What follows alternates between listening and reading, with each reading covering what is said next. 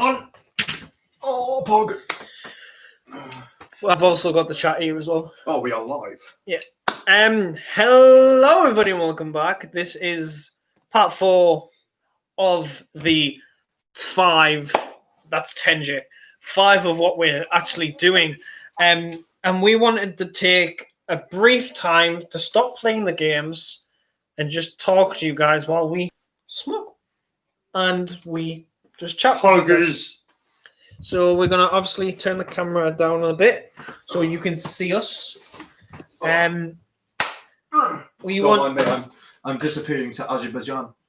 The 2 people watching, please comment down below your name and I'll shout it out because it doesn't class as we're watching this now. Does it not? Oh, yeah, because there are actually 2 people watching. Yes. Pog.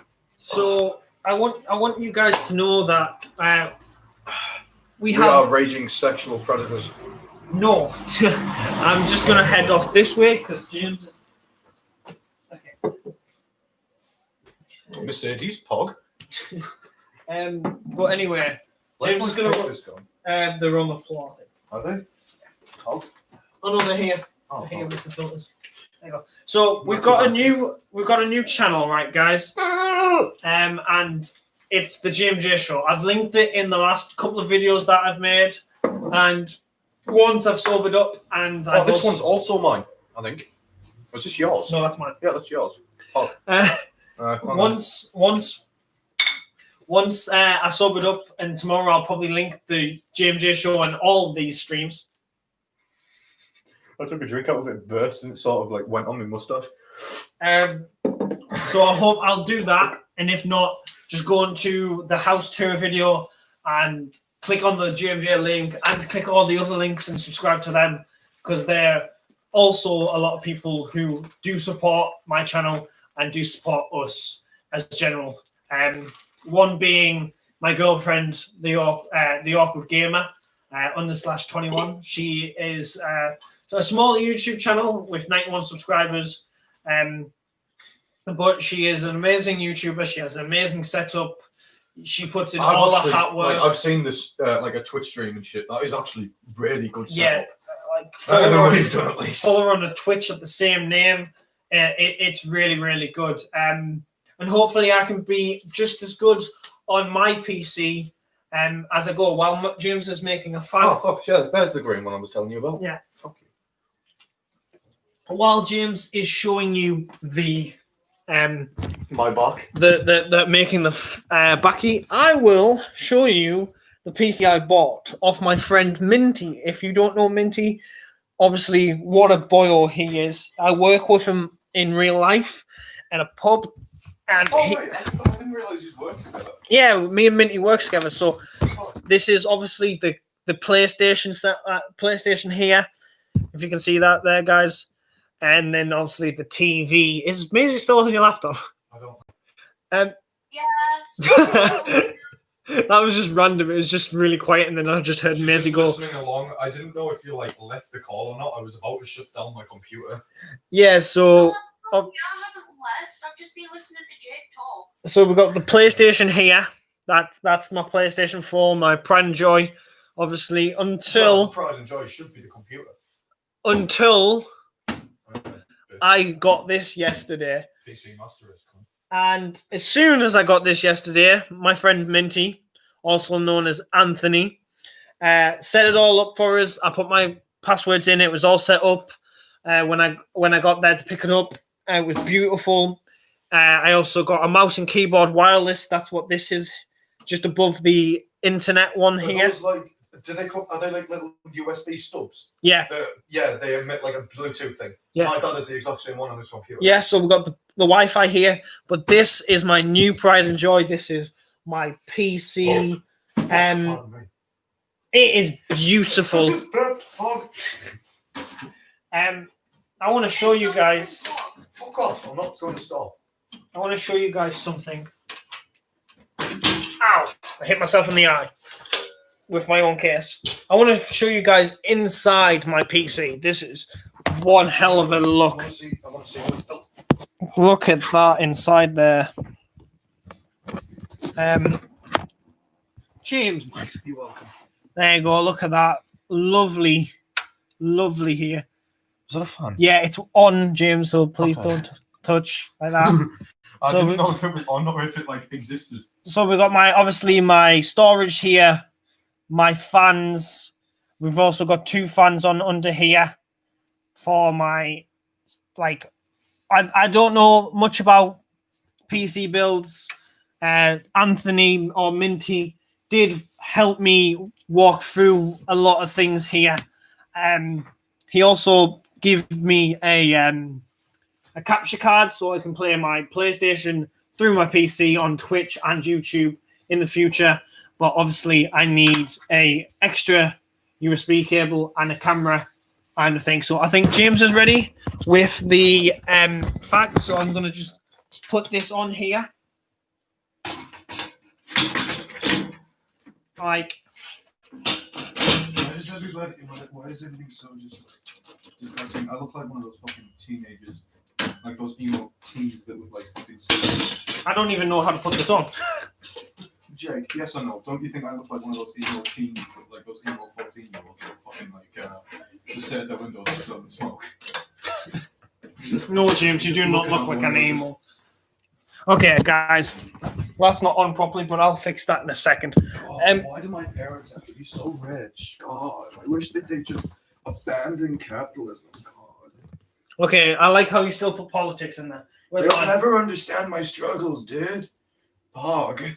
You sound like a surfer, dude. Yeah, I'm a surfer, dude.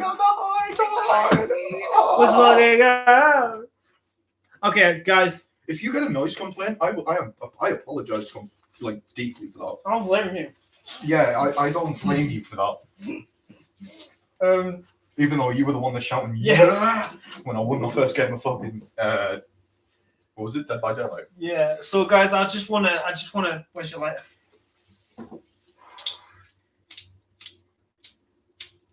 Pog.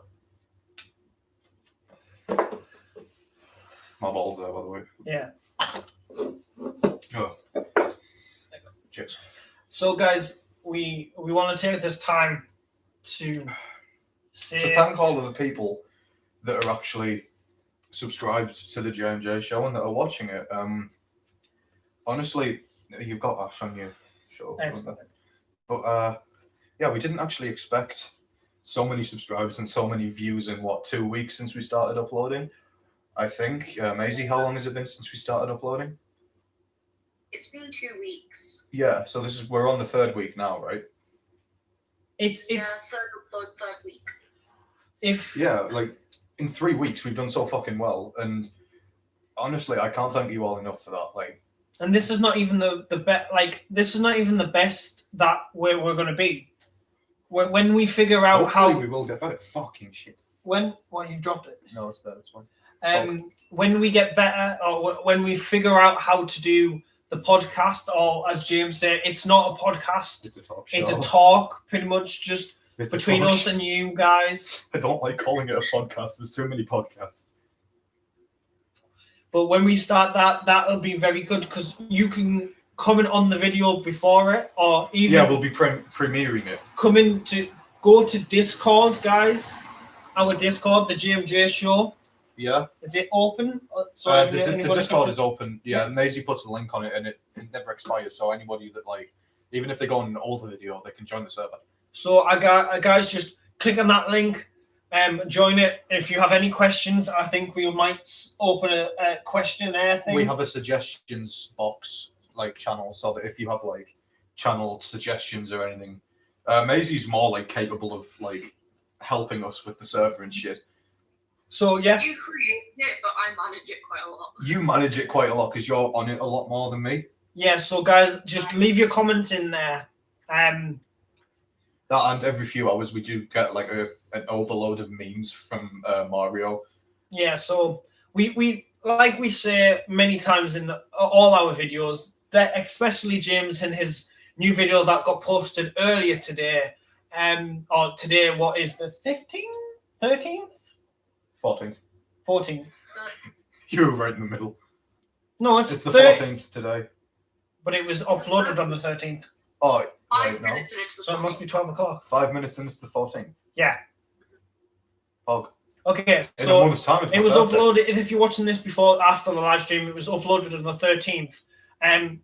We really we're going to upload another one in a week's time because that's what schedule we've kind of got. We've got one video a weekly week. schedule, Yeah. And hopefully, if we do manage to sort of get better, when hopefully if we get big enough, we'll even be able to upload not daily, but twice a week. We'll sort of up the schedule basically. Yeah, if you guys want more, we'll try our best to make time to make more videos. We've just got to consider like Maisie. And with the Maisie and editing James stuff. have both got. You've got college. I don't anymore, but I hopefully will be. Yeah, and Maisie's got school, and obviously I've got work, and We've got busy lives, except for me, who just stays in their bedroom. That's why I got kicked out. Yeah. Go ahead, Maisie. I was gonna say I stay in my bedroom 24/7, but I'm always doing work, so. Yeah. Well, I just, if there's a possibility of this channel, of any of my channels out of the 4 I've got, yes, I've got 4 channels. I've got the JMJ Show, I've got Derp Dixon, I've got Jake Dixon, and I've got a family channel that I made for when I was in care. Did you upload any of that on? Yeah, I think I've uploaded a fighting video, but that's it. My little like foster brother. I remember when I had Mr. Bacon Nipples, I pretended to be How to Basic, and I just basically like roughhoused my little cousins when they were, I think, like 4. And I remember just grabbing all of them, throwing them onto the couch, and everything was fucking hilarious. So yeah, guys, we basically what we're trying to say here is if any of my 4 channels will come successful, I think it would be the JMJ Show. Yeah. And there's a couple of bases on that fact. Is my channel is stopped at 250 something subscribers. This channel 52, but it's increased by 2 since the JMJ Show. Pog. So I think this channel is getting more views, more the JMJ Show anyway is getting more views, more people coming into it who's fresh, who are liking new people wanting to sort of see what we do. And before we uploaded the first video on our channel, guess how many subscribers that we had? 14. We had That's pretty 18. close. We had 15. We had 15 subscribers. Since then, we've gone up by 10. And we've only uploaded 2 videos. 3 now. Well, we've uploaded 3 now. Say, within 2 weeks, we've gotten 10 subscribers. I had. Oh, sorry, Maisie. James's video today, it's only been uploaded for a few hours and it's already got 10 likes on it. Well, like saying that, man, we have over like 200 views on our channel alone on 3 videos.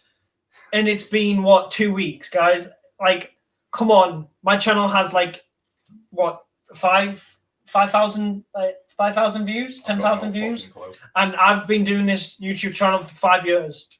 That is like what, 1/6 of the way, maybe.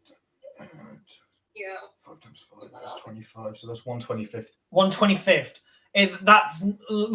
It sounds small, guys. But that's actually quite a lot. It actually is quite a lot. Considering like 3 videos, and if you think I have 100 odd videos on my channel. Do you? Yeah, 100 odd videos on my channel. Guys, this channel is been epic, and not just because of the support of you guys. It's been fun to help both Maisie and James get more confidence in themselves with making videos. Oh, I was already confident. I just didn't know what the fuck to do with myself. Yeah, and now you do. You have a drive to do shit. With my with Sceppy channel, because originally it was Pickle Biscuit, and I started that off like basically Because of Ryan, wasn't it? The story between the story of my Pickle Biscuit one was basically I started off like I made a new Google account because like an email account because my Mr. Bacon Nipples one I got locked out of that one because I forgot the password, and I sort of lost all motivation for that one as well. Yeah, because the police got involved, and so I basically had to change my name because bacon could have been offensive to Muslims, and nipples sounded sexual. Literally the dumbest fucking excuses ever. Well, derp is a way of saying people that if I call people, say I call you guys my derp army, don't I? Meaning I'm calling you guys fucking crazy and stupid. Yeah. I don't mean you're stupid and crazy. We're a big old band of retards. I'm but saying we're retards I'm together. crazy and stupid. For example, this fucking series that I'm doing, this 5-part series. We're not even drunk yet. Well, I'm tipsy. You're tipsy. I'm not. You fucking are. I'm fucking wearing off of it quick. Yeah, but anyway, Come on, Ron. this series is dumb if you think about it, because I do not promote. Well, we do not promote drinking as a habit, as something, as like, we do it for fun. We do it for fun. I promote drinking constantly.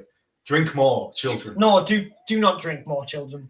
But he's just joking, guys. Yeah, To be I am joking. dead serious, man. We do not promote, and I'll tell you this for a fact. There's a lot of things that's happened in both our lives, all 3 of our lives, to be fact. That's happened really bad. Yes, Everybody has their bad days, and today a good was day needs to come. Today was a bad day for James. And he got kicked out of his house. And this is what's good about us 3 and this channel. We support each other. And Yeah. we have people, all 3 of us, we support each other. Obviously, Maisie supports me because she's my girlfriend. She's my best friend. Jake supports me because he's my best friend. And we all support each other. Yeah. Yeah, we all support each other.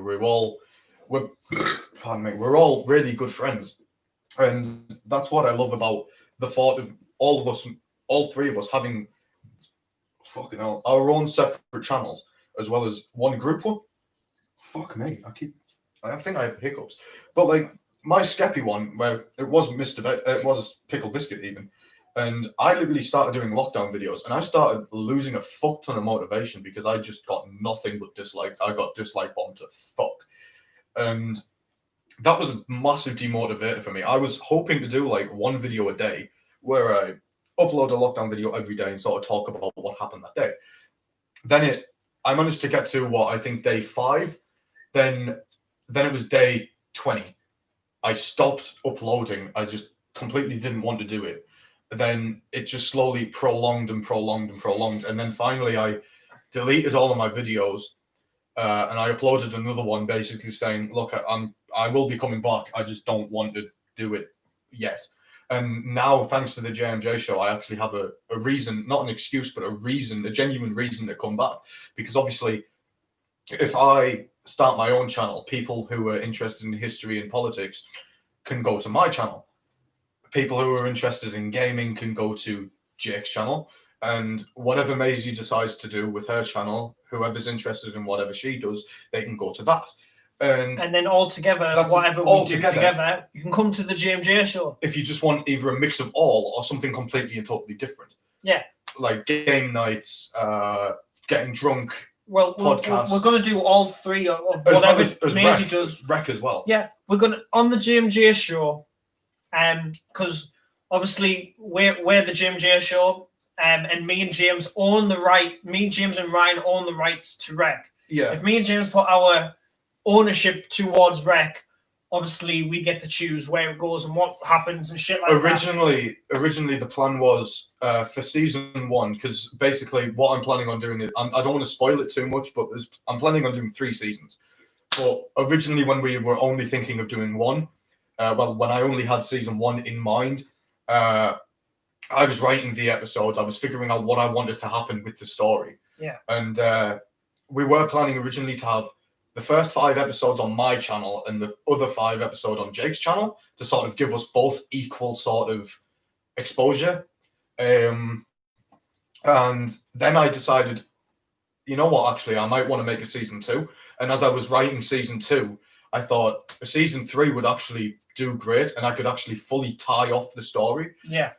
Because season 2, I'm not spoiling anything, but season 2 doesn't end like a normal ending. No. It's as if it's alluding to a 3rd season. Like a lot of films do. Yeah, and I didn't want to sort of leave it so that we make 2 seasons and we're done, but everybody thinks that there's going to be a 3rd one. I think if there's a 3rd one, I have to end it right. I have to do it right, and I have to end it properly. What this Rec series it's going to put the Rec name to a new level for what happened with Wreck, the original series, and please go check out that.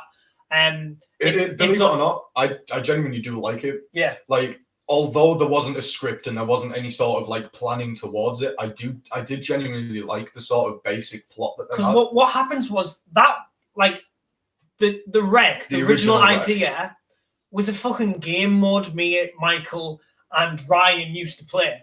Mm-hmm. It was basically, we would go into Ryan's house, where one of us was the killer. Obviously, if you watch the videos, it would be Mr. Dark. Sorry for mentioning. No, that's fine. Go ahead.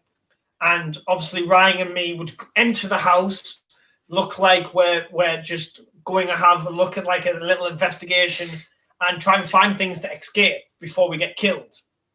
A bit like Dead by Daylight, but like your own little twist of things. We had two. It was even before that game came out. Yeah, true. It was.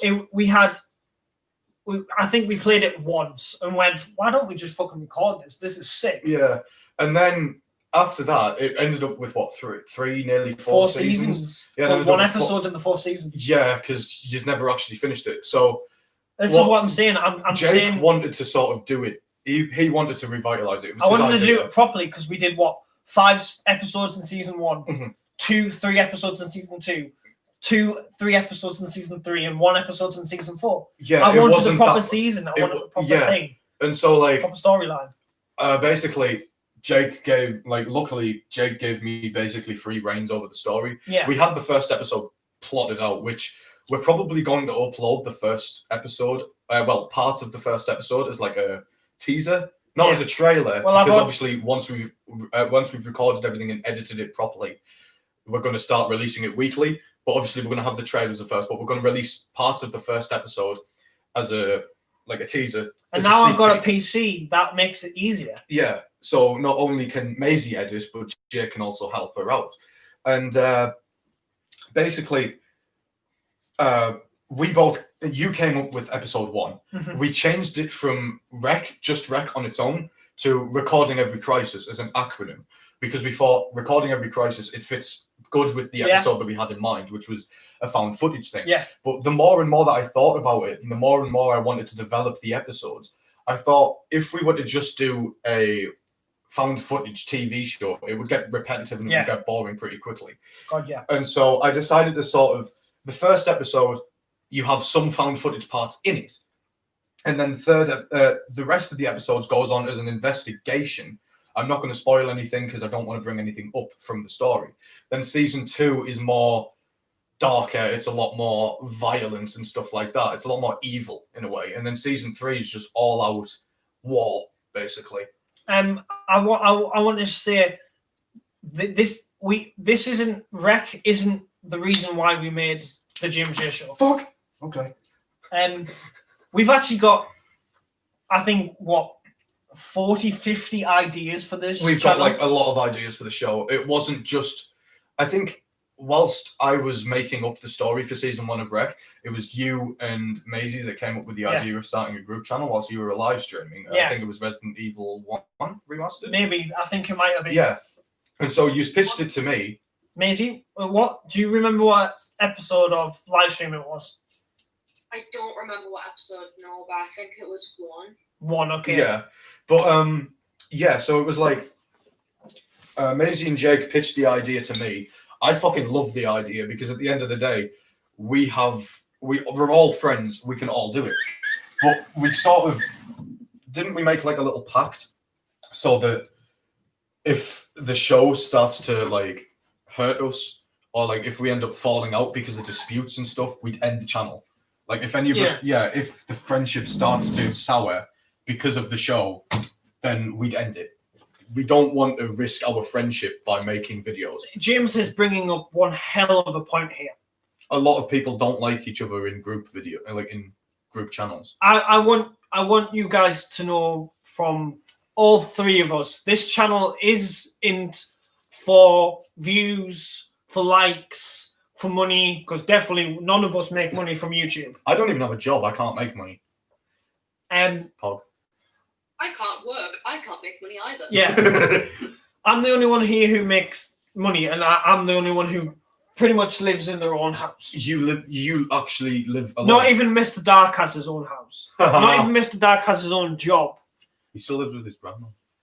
I want you guys to know this channel isn't for any benefit for us except from fun and being able to spend it with friends. Yeah, I mean, hell, even if we have to prove that by like not making money off of this or something like that. Yeah, even if we prove, like, if we get big, if we get 10k, a million, 10 million, I'll make a pact now. If we make 10k ever, we won't put any money towards it. No, if we make money, 1,000, because 1,000's when you're eligible to do it. Like, so no, I'm saying if we make 10k, if we make a million, we'll give the money to ourselves. I thought you meant because that's amazing. Yeah, but I'm saying if we make 10k, a month until a million, any money we can make, we'll put half of that to charity. Yeah, we'll put half of it to charity, and the rest can go to the show. Yeah, because the thing is, if we put half of it to charity, then we're helping a charity. Yeah. If we're putting half of it to us, we're not going to use it, say, to get a mansion. We're not like or get anything better. We're going to do it to make the quality of these videos better. We're not, like Jake said, we're not doing this for money or views. We're simply doing this to have fun. But if it gets to a point where we do start making money, like, as cool as that would be to keep the money and share it out between the three of us, like, don't get me wrong. Actually make that much money on YouTube. It really depends. It depends on the views, on ad revenue, yeah. But like, if you get famous enough to the point where you get maybe like a couple 100,000 views, like a video, or maybe even just like 10,000 views an episode, you still make around £70. £70 for 1,000 views. And what's half of 70? 35? Half of 70 is 35. So 35 would be going to charity. 35. And 35 would be put into a little pot. Yeah, well, we should for this channel. If we make like a group bank account, maybe when we start making. Well, I have a Monzo account and I don't use it. A Monzo account. No fucking clue what that is. If you go on Monzo, I'll tell you in a bit after we've done the live stream. But yeah, so basically, we're not like, I'm a selfish cunt. I'll admit that. I'll do whatever I can to benefit myself, but I'll try my best to help as many people as I can. Yeah, this is what the show's for. Like we say, it's for fun. It's to spend with friends. It's also a learning curve. We're trying to help ourselves. Like, hopefully I can become a much better fucking person. I'm 18, right? I turned 18 in October. James is... I'm 17 in February. And in February. And Maisie is... 16 in August. 16 in August, right? Fucking hell. 18, 17, 16. Fucking pog. Move your legs, you could. So, basically, I'm going to tell you right now, I'm not the most adult 18-year-old anyone's going to meet. Mate, I'm not even I might as well act like a fucking 12-year-old. I could still be in year 7.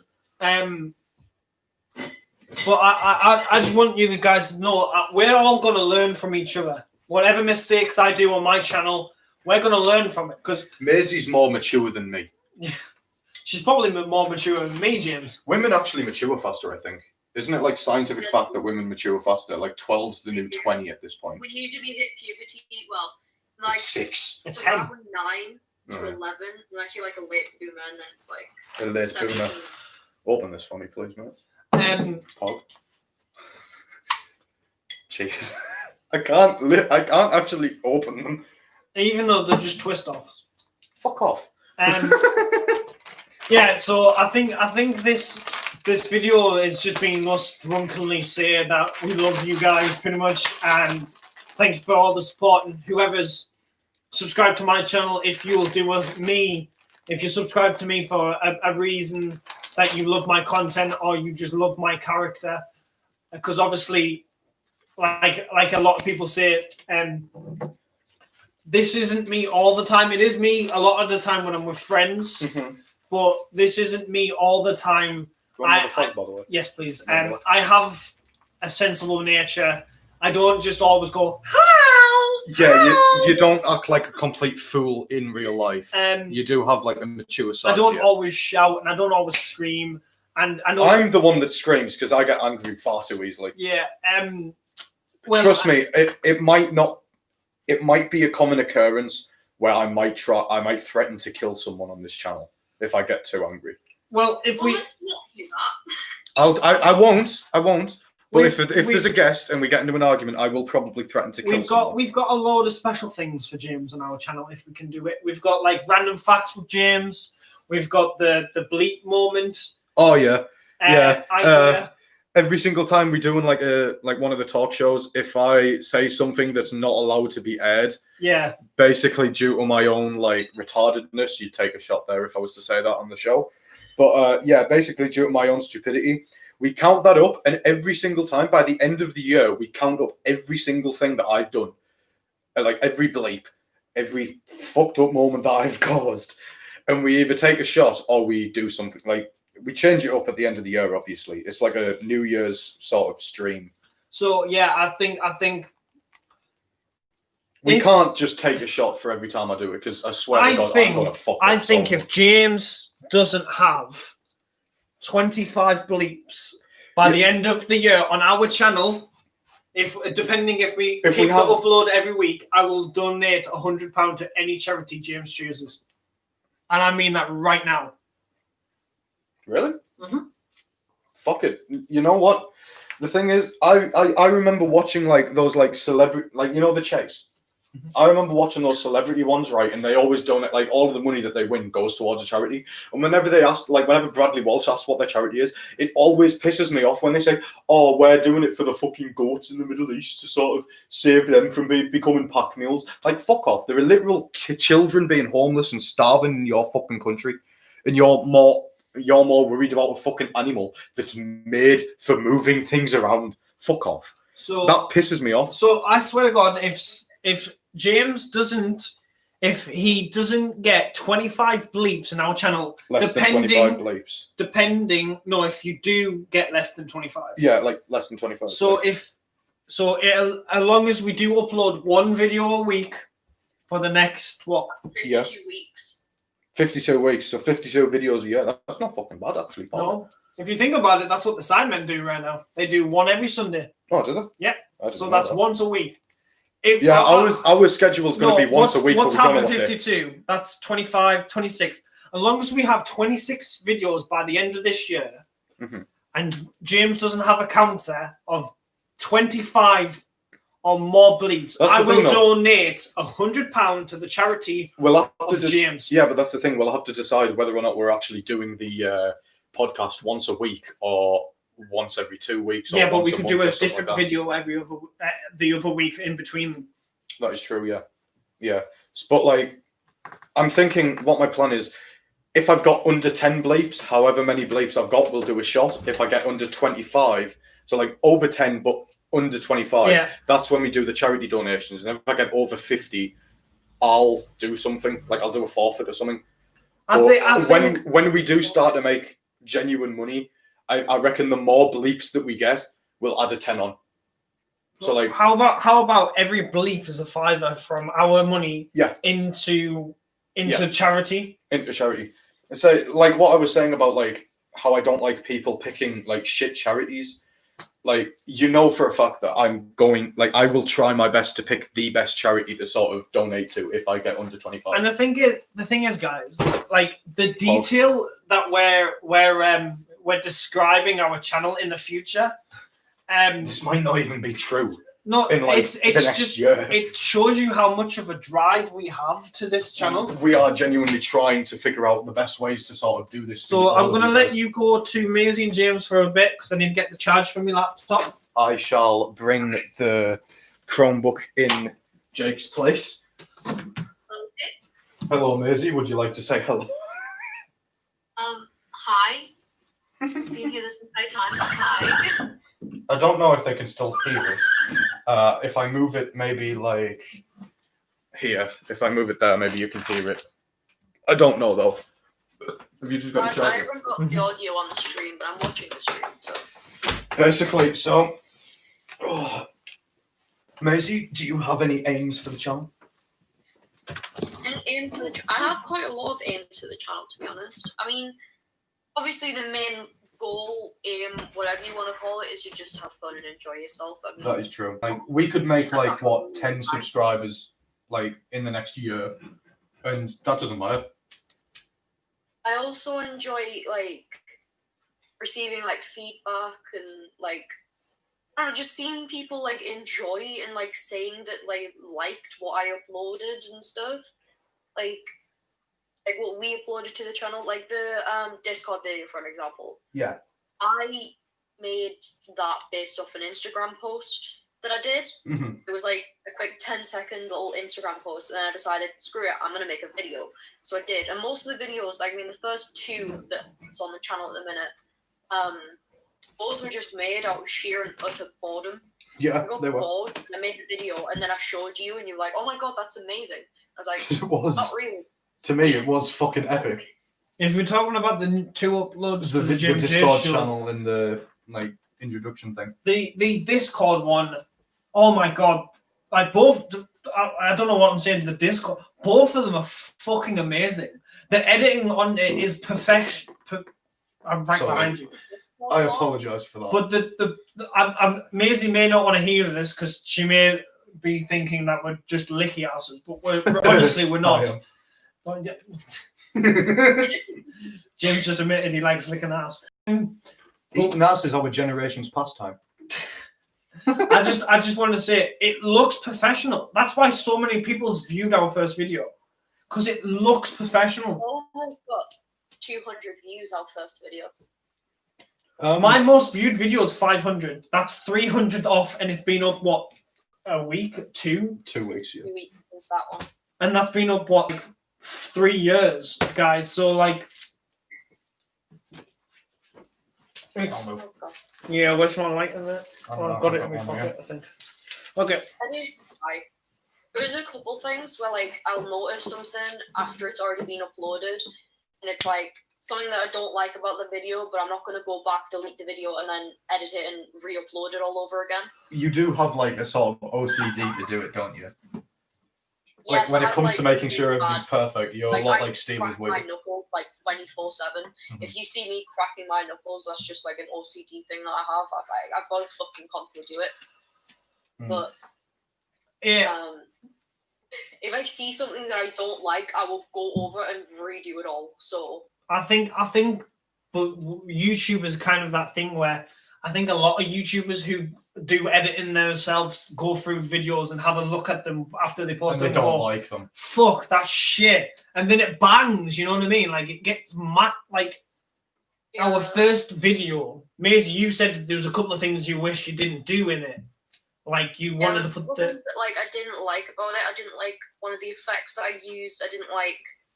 There was one bit where I put a black background instead of a white background. I meant to put a white background, and I was like, but I was like, oh well. It'll do. I still think it looks professional. I think it looks really good. like It someone who has 10 million subscribers would still hire you as their editor. It Like- looks like something a professional editor would do. Yeah. That's genuinely how good that I think that you are, Maisie. And how long did it take you to make that first episode? How long did it take me to make that first episode? That first, the first video. Oh, around half an hour. Half an hour to make what? 10 seconds. I've seen people to make a pretty much. to make a 30-second video. I've seen people take. Did you just take a shot of that? I poured some into the lid. I think I've seen people make 30-second videos, and it took them 5 hours to edit them. Like what you've done is amazing, and I know we do sound like very, very licky ass because it's our channel, but it's something Maisie did out herself. Yeah, and it's That's something that's something like I'm really self-conscious about, whether people are like genuine or like they're just saying it because they're being my friend and being nice. No, yeah, I would normally sort of feel that, but what I I don't. get what you're trying to say. I'd rather have people that go, yeah, I really like it. People that have actually watched it and put their own time into watching it and then genuinely giving feedback. Than the people that would just skim over it, watch a few seconds of it, and then just go, yeah, I like it. Like, I'm going to bring up Mr. Dark for an example of this. I finished writing season 2 of Rec, like the storyline of it. I sent it to him asking for like some general feedback, just to ask how he did. He literally texted me like a minute later saying, I've just read the first part of the last episode. Are you happy with it? I'm like, yeah, I'm happy with it, but I wanted feedback. I wanted to know how I actually did. Like, could I have made it better? Like, I hate the people that do that. They like say that they'll give it a read, but then they don't, and then they just say, yeah, it's good. Because it doesn't show. Like, you can't tell if they're actually being genuine, or like, for all that you know, it could be a piece of shit and they're only saying that to sort of lift your spirits. But the people that actually watch it, take the time to watch it, give criticisms and feedback, unless it is actually really good, like Maisie's is. Yeah, true friends are the ones who say, point out the shit parts from the good parts. That's basically true friends that shouldn't be afraid to point out the shit things that your friends do. And what I can say about that video, what I've seen of it, and I've seen it all. I've seen the whole video, and so has James. Mm-hmm. And am I speaking for both of us here when I say it's fucking brilliant? Yeah, you definitely are. It's not just because he goes out with her and I'm friends with both of them. I'm saying that from a person who's done YouTube for 4 or 5 years, and honestly, none of my videos have been that edited before on any of my channels. I've sort of learned an approach. Basically, when I used to, I still do singing, but obviously because of lockdown, I haven't been able to do it. But like, whenever I was in like private lessons, my auntie used to do it, and she never used to really give us sort of any ways to improve it. I didn't like that, but she would always tell me if I did it well or if I did it shit. And I've sort of took on that mentality where if it's shit, I'll tell you it's shit. Like, I'll tell you to your face, look, it's a piece of shit. I'll try my best to explain how I think it could be made better. But at the end of the day, like, it's still your choice whether or not you want to do it. It's just my opinion. Like, obviously, I think maybe tomorrow morning before James leaves, or tonight after all the episodes, I'm going to take a picture of us to try to make a thumbnail for all of these, except from this one, because James really likes the thumbnail for this one. Because it's just me going with James not even in the. I wasn't even in it. I just found it fucking hilarious. I was sat right there on the couch, right, and I just looked to Jake, and he's just, and I'm just like, are you going to fucking hug me or touch me or something? And then I saw a flash from his camera, and I'm just, oh, okay, he's taking a thumbnail. So I think that'd be good, because honestly, none of my the only reason I have thumbnails on some of my videos is because of my laptop, and now I have a PC. Oh my god, my you can proper edit the thumbnails.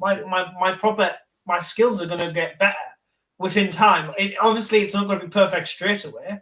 I've never had a PC in my life. I've only had a Chromebook and a phone, but I'm honestly going to work on it. And I did a drama, so rec is going to be better.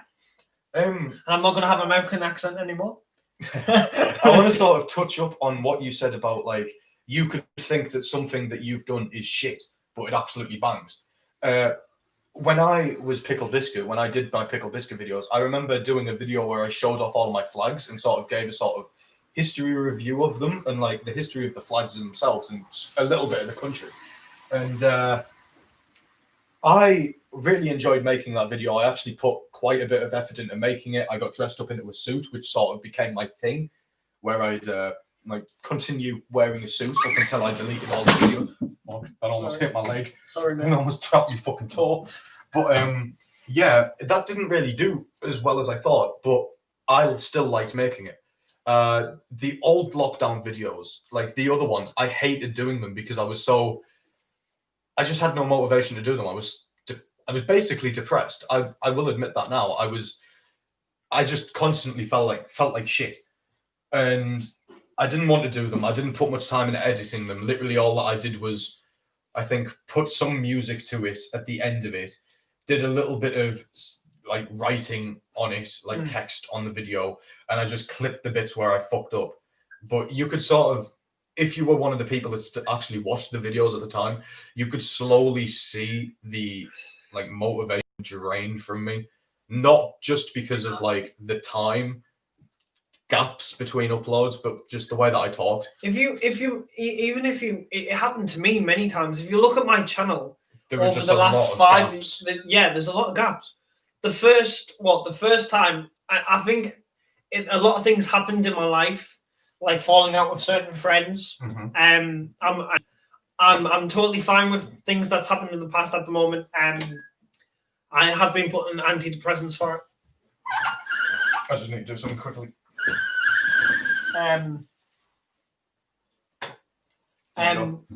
But honestly, Your channel's starting to bounce back. the first bit of my channel, I think I've uploaded like 50, 60, 70 videos pretty much in the space of a year, 2 years. That's not fucking bad at all. No. And then obviously I had a gap, and then I had some more, like maybe like 30, and then I had a gap, made 20, had a gap, it's been less and less every time I've had a gap. And it's just because I've had breaks. But now I have inspiration, and like we've both said, and all three of us have said in the last like 45 minutes of this live stream. Yeah, like Jake was saying, he's gonna keep he's gonna still do gaming videos, and he's still gonna do normal vlogs and shit like that. I want to more focus on the history side of things. Like, I'm a gigantic history buff, and I absolutely love politics. Like, if you look on my introduction on the J&J show, I just blatantly say that I'm a libertarian ANCAP. And I want to sort of, like, my first video on the channel that I haven't deleted is a World War II live stream, Call of Duty World War II live stream. And what I wanted to do was sort of play through 2 missions and sort of talk about the history behind it. But I never really got to it because I didn't want to constantly pause and talk about the gameplay or the history behind certain events or the guns. I tried to talk about the guns, especially when Maisie said about the M1 Garand ping. Like, you know, when you shoot it and it fucking pings and the unblock clip comes out. Yeah. I also love fucking firearms. I love fucking firearms. That's gonna get clipped. I think the reason why we're all good friends is we all have something in common. We're all fucking retarded. Yes. Okay. Sorry, Maisie, you say that you are yourself. I tried to tell you that you're not, so now you say that you're not. Okay. But I think we all have something in common. Like, me and James are a lot alike. And I will tell you for a fact, when I left the friend group of Mr. Dark and Ryan for a bit after the massive incident that happened, and I'm sure you guys still don't even know what incident that happened. I thought you stayed friends with Ryan. No, I stayed friends with Ryan, but I left the group, didn't I? Yeah, you did. You didn't. You still kept hanging out with Ryan for a bit, but you just didn't film or anything with him. Yeah. And I can understand that because obviously, like, Michael has a lot of sway over people. Like, I'm just going to say that now. Michael guys, controls people. For what you were saying, this is what goes into what I was saying. Basically, in that friend group, James was my replacement. Yeah, I was literally the replacement because I think it was a few weeks after. It wasn't even that. I don't think it was like a week. But the thing is, the fight was. I wasn't much of a replacement because Ryan introduced me to Michael. I think Michael wanted me to be the replacement, and he got his wish. He got what he wanted. He needed the time. He needed 2 good friends. 2 good friends, yeah. And Ryan just wanted me to meet one of his mates, and I was completely fine with that. And I warmed up to Michael quite a lot because I saw him as a nice person, how he wants everybody to see him. But the more and more that you're friends with him, or the more and more time that you spend with him, and the more you start to clash with people. Obviously you'll clash with people on different viewpoints, but the things that he did, he would always point out my insecurities. Hey. Yeah. Not about Michael. Just want to say that. Sorry, yeah, I shouldn't say okay, I just want to say, guys, and I want to say if Michael sees this, I'm just speaking the truth. I'm just this is my James's opinion. I can't stop him from saying this on my channel. This is live, guys. I'm sorry for even bringing it up in the first place. But I'm just saying it was my fault for bringing it up. But I'm just saying, Michael, if you're watching this, if you ever watch this, fuck you. Thank you, Maisie. Right, you're my friend. They're my friends. I'm staying out of this. I've had problems with you. I've had a lot of problems with you in the past, but now we're civil, we're good friends, and I just want to honestly, in my life, there's been enough shit for this man to dislike me enough because of some things that has happened to now he being one of my best friends. Yeah, I used to think that he was a cunt is because unreal. of what like one of his one of his ex-friends talked about him. And then when I actually met him, he became my best friend pretty much instantly. Yeah. Like we fucking stuck to each other. Didn't Oh we? God, yeah. And then I met Maisie through James, of course. Mm-hmm. And then obviously on Discord, and then watching my channel and supporting me on my channel when I did them odd videos. And then I've only met Maisie once, like in person. Yeah, you've only met me once, but you gave me a full tub of Pringles. So. Like, yeah. So I happily sat and munched those all night. I just want to say, Maisie, like she'll pick up what I'll say, what I'm going to say now, but I'll tell you about it later after the stream. When the leaves start to fall in the autumn of Pripyat, the radiation sticks on the leaves and they don't die. You can keep talking now. and I think that is probably a nice saying towards Maisie, and something nice he's pretty much said about her. Basically, they don't die. Like the like because of the radiation, it like 9 times out of 10 with radiation on trees, the leaves will die. Mm-hmm. But the ones that are actually so radiated where life can grow on them, the leaves when they fall in the autumn times, they just will not die. So it just sort of levels and clears up. It doesn't get like it will get covered by the snow, but when it melts out, the leaves haven't disintegrated like they do here. And the best place to see that is Pripyat, which is a town near Chernobyl. Mm-hmm. Okay, so anyway, guys, well, let's get back to the original topic we were going to. Random I fact. was going to say, why are we talking about Chernobyl? Who knows? Radiation? Who knows? Just a project I was thinking of. Don't worry.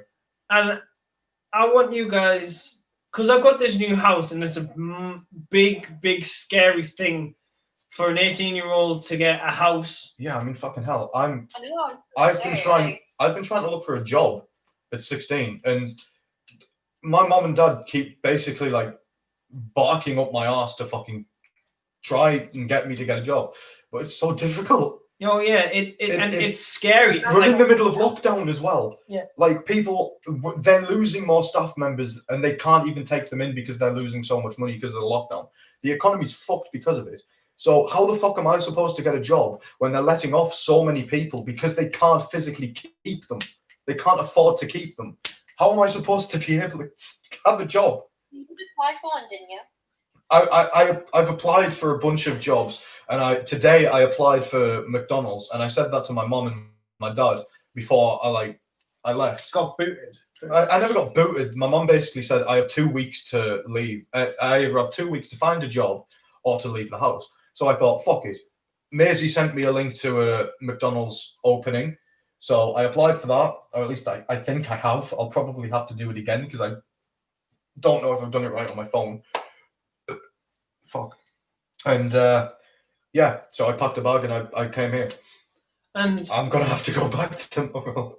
And the thing is, I left house. The thing is, I've known James 2 years. I've known Maisie, I think, roughly a year. Yeah, just about a year. Yeah, you've known me a year. Yeah, and yeah, because I met you. It was before Halloween last year. Yeah. Not last year, 2019. So nearly 2 years. Yeah. Nearly so 2 years. I've known both these people two years. And well, 2 years for me, but just over a year for Maisie. I think it's 2.5 years for us. 2 years for her. No, because it was October 2019. It's January 2021. Well, it's 2018 because it's been 3 years since I was with Sarah. No, we met after Halloween 2018. Mm-hmm. And then we became good friends after. We became good. Yeah, so we've known each other for 2.5 years. 2.5 years, yeah. So Maisie, you would have known it because if it was about 2019. Well, in the last year, me and Maisie have become good friends in the last year. We've known each other nearly 2 years. I don't know shit about years and shit. Like it's 2021, guys, and 2020 was just the shittest year ever. Oh no! By 2025, I hope we have zombies. genuinely hope, because it'll be better than fucking staying inside. Just go kill people. Just go kill people, exactly. I vote myself to be the leader of the JMJ cult. No, me. Fuck off. You I'm can be my oldest. co-leader. I'm oldest. Maisie, because you two can be my command leaders. I'm good with strategizing. But there's I know, only 3 of us. I'm good with... Yeah, exactly. I'm So- good with guns. Fuck off. No, you're not. I know my shit. I can take them apart. I can give them out. I know rationing. I know I know Russian. I Just know because you economics. know history doesn't mean you know everything. No. I know economics. I know how to make a functioning economy work inside of a I know station. finance. You know finance. You can help with financing and shit. Obviously, we won't be financing in the zombie apocalypse and shit. Well, we might be. Yeah, but think about it. Say we get all of Bishop Auckland, walled off, Yeah. protected away from zombies. We can divide that up into 3 different places. I can make a bank. You can be one for you, one for Maisie, one for me. We all get together. We discuss unilaterally what we're like. Little things can go to each of us, but the big things, like big changes towards the entire town, that'll go towards all 3 of us in a meeting. And I'm sorry. This went from the JMJ show to Michael to talking about each other's channels to a zombie apocalypse. fuck off. We're drinking. It's almost an hour. We can talk about what we want now. Yeah, I know. We've been here for way too long, anyways. Can you pass me my beer? Yeah. Or is it lager? Can you It's pass me my lager. beer? We've got a 12-pack of Budweiser. I know it's beers. Anyway, Mm. so it says beer. I want to kill myself.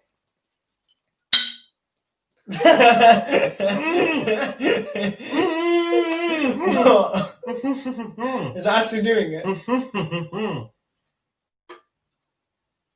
It actually is as well. Oh my god, you can see it on the camera as well. Because you did that, it fizzed it up more, you Yeah, cunt. that's the reason I did it. You actual camel cunt. It's all over my fuck. Oh shit. Enjoy your beer stained fucking pillow. Your beer smelling pillow, you cook. Jesus fucking I'm Christ. sorry. When you did that, I saw it start to rise again, and I'm like, fuck! And he You was just fizzed going. it up again. Jesus fucking Christ. Can you actually see that on the camera? Yeah. Pog. And you could see it like on the camera. Fuck. Oh, fuck. I'm so glad I brought fucking pajamas and another pair of fucking jeans for this. Anyway, I'm guys. gonna go get changed into my pajamas. So you keep them occupied. So, I think, in about maybe 10 minutes, you're gonna go get changed. No, I've got my bag here, so it's fine. Are you just gonna watch the Hannibal series? No, we're gonna do one more. We're gonna do one more drunk live stream. One more drunk live stream, then we're Because gonna. it's a fucking banger. Yeah, because I think the next part people are gonna like the most. They might get a little bit of motion sickness. I hope you guys can kind of guess what I'm They going. won't get motion sickness. I probably might. Right, the radiator. Is the radiator always on? It goes off for a little bit and then comes back on because it has to That's stay at fine. a certain temperature. It'll dry this off. It's fine. I'll turn it down to about 16 degrees for when we sleep because we'd be under a blanket. But I can turn that up because you're only on a single quilt and I'm in a winter. Right, Pog. By the way, that blanket's a double bedding and a double quilt, and you'll be sleeping on a single Are bed. there like plug sockets in that spare bedroom? Do they work? I think so. Yeah. Okay, good. Because I'll need to charge up my phone and I'll need to charge up my Chromebook. Well, I've got 2 in here. I've got 4 over there. I've got 4 in my bedroom. I've got a couple in the kitchen. So yeah, guys.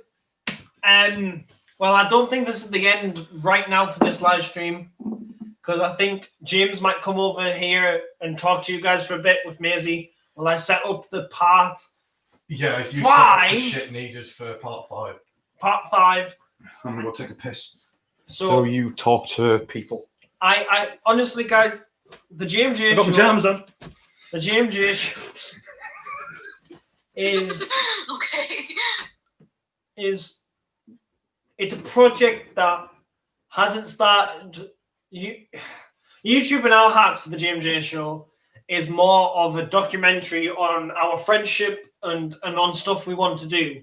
And, well, making stuff like the rec and the personal thing that I make, the show that I'm making, that hasn't got a title yet. I'm not sure because I can't remember it. Is that the one you were talking about before? Yes, that is. Really good show. Where Maisie has been, I'll just say it now, she is a person in it. James is a person in it, and I'm a person in it. That's why it's going to be on the JMJ show or my channel, depending which one we choose together, because the JMJ show isn't just something that one of us decides something happens and the other one goes, yes, that's what we're going to do, yeah. It's something that we all go, yeah, I like that idea. I double check with you guys like on everything before I upload something. Isn't that right, James? Like, Poggers, what? James also has access, like we all have access to the channel. Yeah. Like in terms of videos, I'm the one that tends to upload them and writes the descriptions and shit like that for them. I made the actual Google account. I'm sorry. Yeah, and because of that, You found that before. official is spelt wrong. Yeah. So it's a bit difficult to try and log into. I made the channel. I made the email. James and Maisie have been discussing on Instagram. Maisie's in control of the Instagram. I'm in control of the Discord server. Yeah. We're all in control of the YouTube. Maisie's in control of the editing, and we all come up with the videos and stuff. Unless Maisie's just made one carte blanche. Like I don't even know if I the idea of the James idea came between where the idea of we were going to do an introduction podcast. Yeah, but editing and shit, it got too difficult to record it. We originally tried using bots on Discord. That fucked up completely. We couldn't do it. We tried recording it normally, but what was it, Maisie? Didn't like what you were trying to edit it and it kept crashing. No, right. I was trying out several different versions of softwares, and I finally found one. It was called Flixer. No, it wasn't. Capwing. It was called Capwing. Yeah. Flixer was another thing I tried, but it had a massive watermark and smack bang in the middle of the video. Yes. I tried Capwing, and it was quite good. Like small little short videos, and I still use it sometimes for like, say, if I want to like crop, like take like the background off an image or something like that. I'll sometimes use it. But it was so shit because I know. I just don't have much left. It told you that there was a premium version, and that basically meant that you got more effects. But I didn't realize that like you could only upload 7 minutes per month. Per month? Using the app. Jesus Christ! And No, how long was our podcast? Nearly 2 months. It was originally, before I cut it all, it was about 50 minutes, and then I cut it down to around about 32.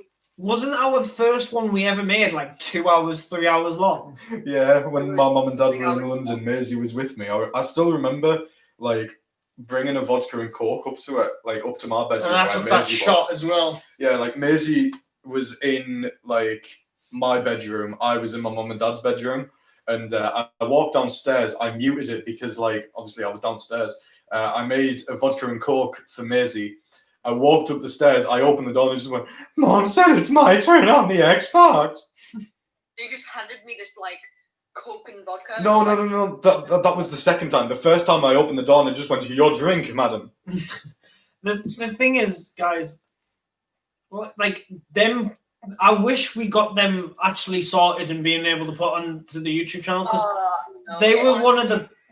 I think they were one of the best moments because it was just free. We didn't do anything. We didn't have a script. We didn't have anything. I think that's what I love about the podcast. And Maisie, I think I remember you saying something about how like you didn't really feel as if you needed to say anything because we were just talking, so you felt a lot more confident. Yeah.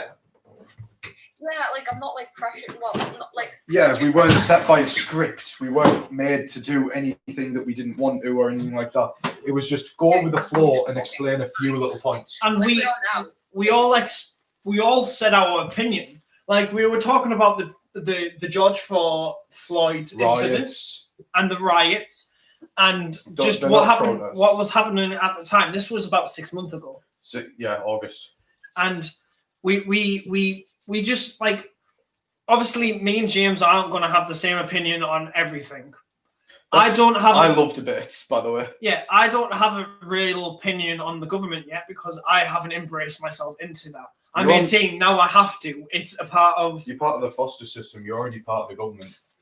And yeah, foster system's broken. This motherfucker doesn't have to pay taxes, the lucky cunt. Well, council tax. Don't say fucking You that. don't have to pay council tax. So kids, disobey your parents and get put into foster care. You'll fucking benefit from it.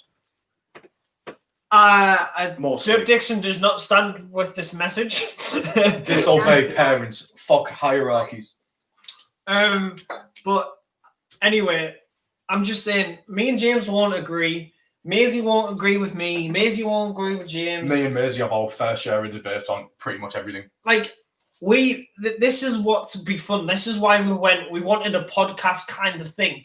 Because we have all three different opinions on pretty much everything. Maybe me and James has the same opinion on something, or Maisie and James have the same opinion, or me and Maisie has the same opinion on something. But it means for a good debate because I think if you could give us any project or any topic, I think one of us would have a different opinion to the rest of us. So that's what I like about having different opinions with different people. Like there used to be a show there used to be a YouTube channel that I watched called Louder with Crowder. Like Steven Crowder is an American like Republican conservative sort of speaker. He's a comedian at heart, but he talks about politics and shit.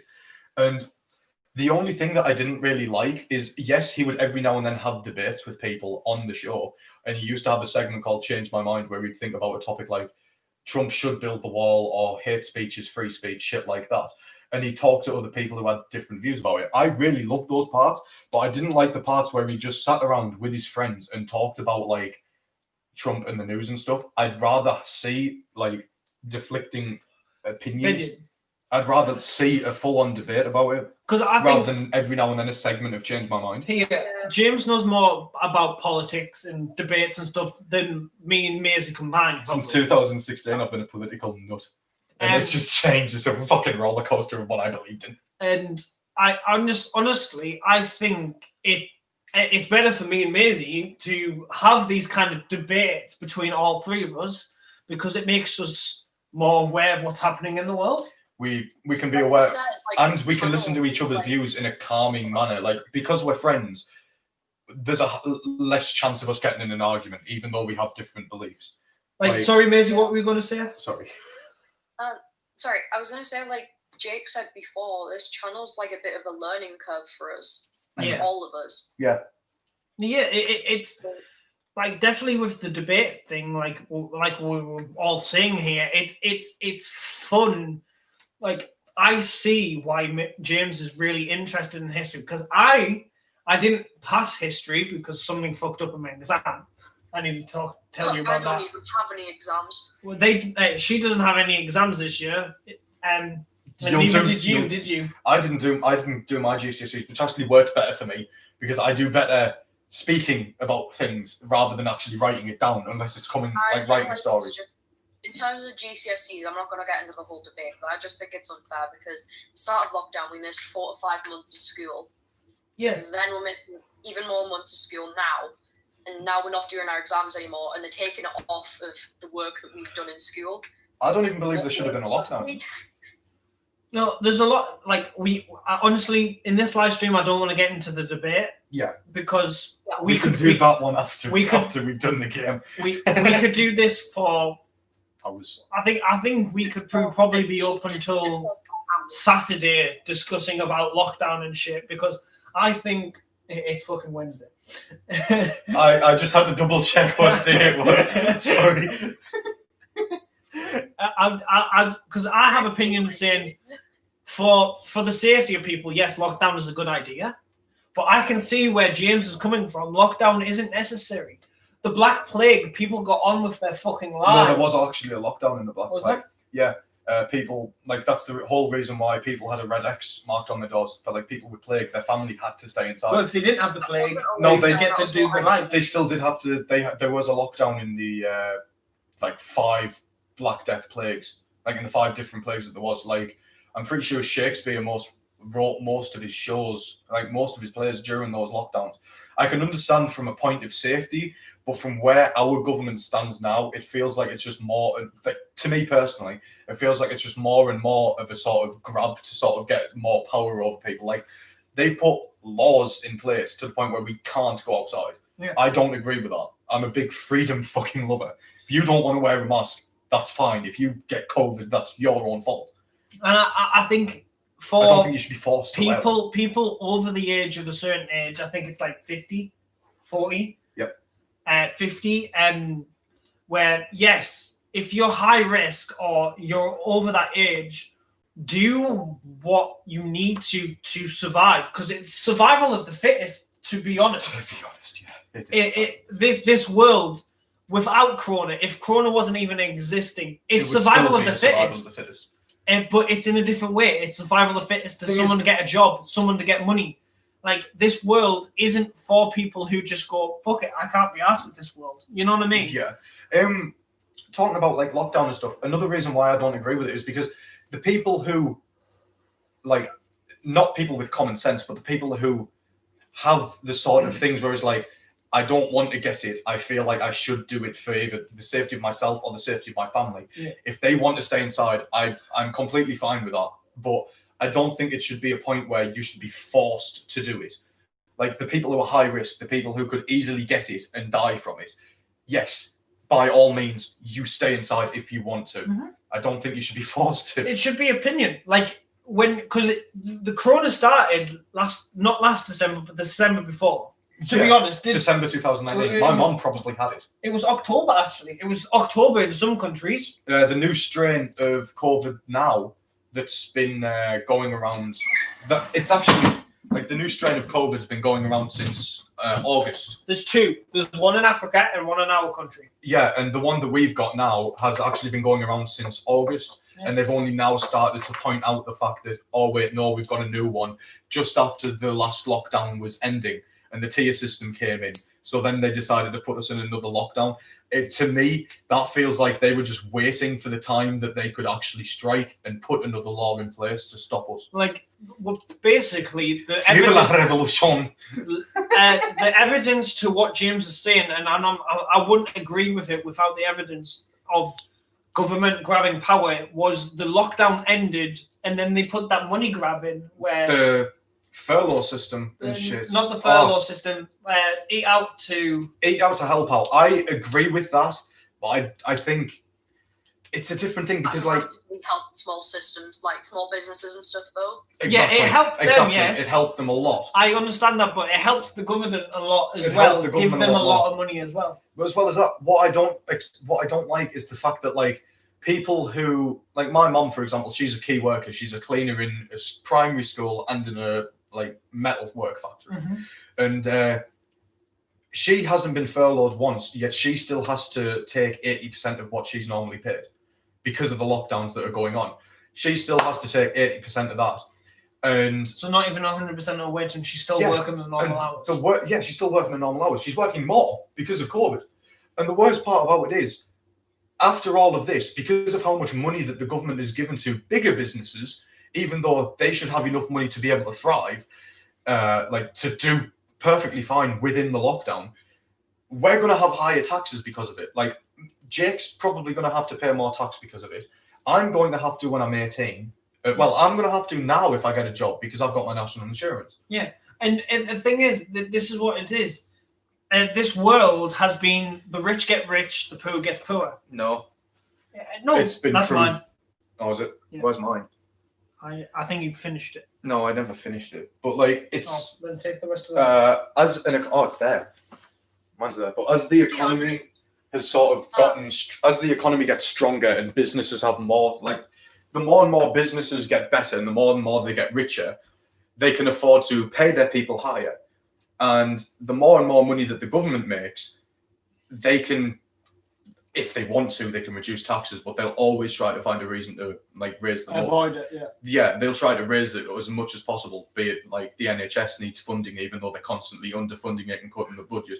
The army's just been given a fucking £8 billion The police has been underfunded. I'm glad that the police have been underfunded, because I'd rather see people actually deal with murders than fucking people being mean to other people on Twitter. Mm-hmm. I got investigated for 2 years because I had memes on my fucking phone about Hitler and like Nazis and shit. Because I have an edgy humor. I don't agree with Nazism. I just want to point that out. I hate government. We hate the idea of what they did. I hate the idea of any form of government. James thinks it is funny, some of the memes that comes out of what people make of the Volkswagen ad taking the piss out of him. We're not saying Hitler's good. We're saying no, he was a fucking. We're taking the mick out of him. Basically, that's what we're doing. We're taking the mick. What you're doing. Basically, like I want to point out something in history. During the Blitz, when London and other areas of the United Kingdom were being completely bombed to shit by Germany, we used to make jokes about it. I mean, one housewife, her house had just got bombed, and reporters asked her how she felt about it, and she says, "At least I don't have to clean up today." It became a term that the weather's a bit blitzy today. Yeah. Like when there was a massive bombing raid. Like people joke about things to deal with stress. That's why edgy humor, like Holocaust jokes, like although there were awful things, like I've always had a sort of thing where unless it's happened to me, I can't really sort of understand it. Yeah. That's why it's easier for me to joke about things. So like the Holocaust never happened to me. I know that this sounds selfish, but it never happened to me. Never happened to my family. None of my family. But it would have if it happened. If you were in Germany at the time, you would have went into a concentration camp because you're ginger. Yeah, the Nazis hated gingers. No, the Nazis actually did not like gingers because they were deeply involved with the occult. Blonde hair, blue eyes, wasn't it? Tall, blonde hair, blue eyes. Maisie is the fucking. Like me. Yeah. I am queen. Except you're not German. No. Well, technically you would be Germanic. I am. I could be. Yeah, you are technically like part Germanic from all of the like Anglo-Saxons and shit. Did you know a random fact with Jake for once? The ginger blue-eyed gene actually originated from India. Fuck off. I'm not fucking kidding you. My dad looked this up in front of me and I read it. I thought it was Irish. No, the ginger-haired blue eye originated from India. So obviously someone who was ginger and someone who had blue eyes, they crossbred and never should have happened. Hey, I'm ginger and blue-eyed, you cunts! The fuck am I, you cunt? He's not green though, isn't he? We should be round up already. But basically, we're trying to say that this 2020, 2009, 2008, it all started. People became soft. Yeah. Because we've grown up. Basically, the thing that I've always learned is hard times create strong men create good times create weak men, and weak men create hard times.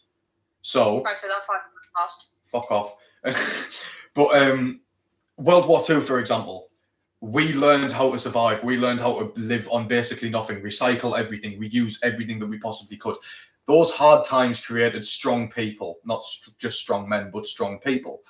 After the war and during strong women, because a lot of women worked in factories when men went to war. If it wasn't for World War I and World War II, women probably wouldn't have the same rights as they do now. Women was one of the reasons why we survived in World War I and World War II. Was because they made ammo.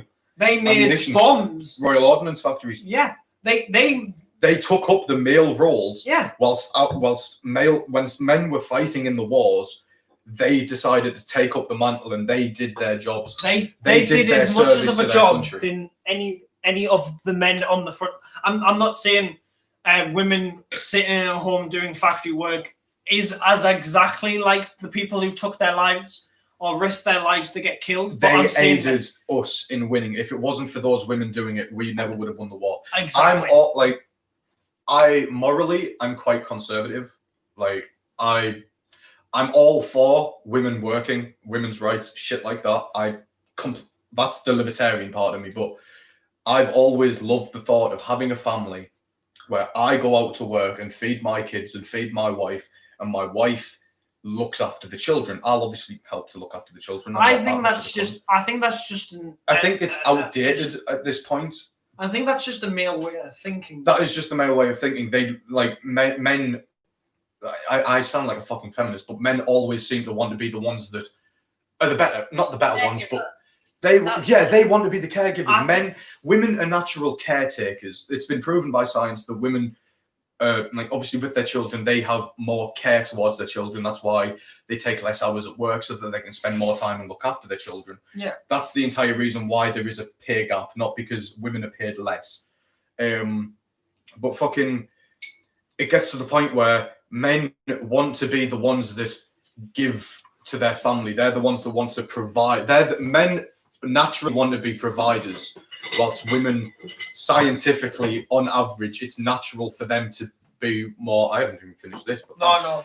but like they naturally want to be caretakers. Now you can disagree with that if you want.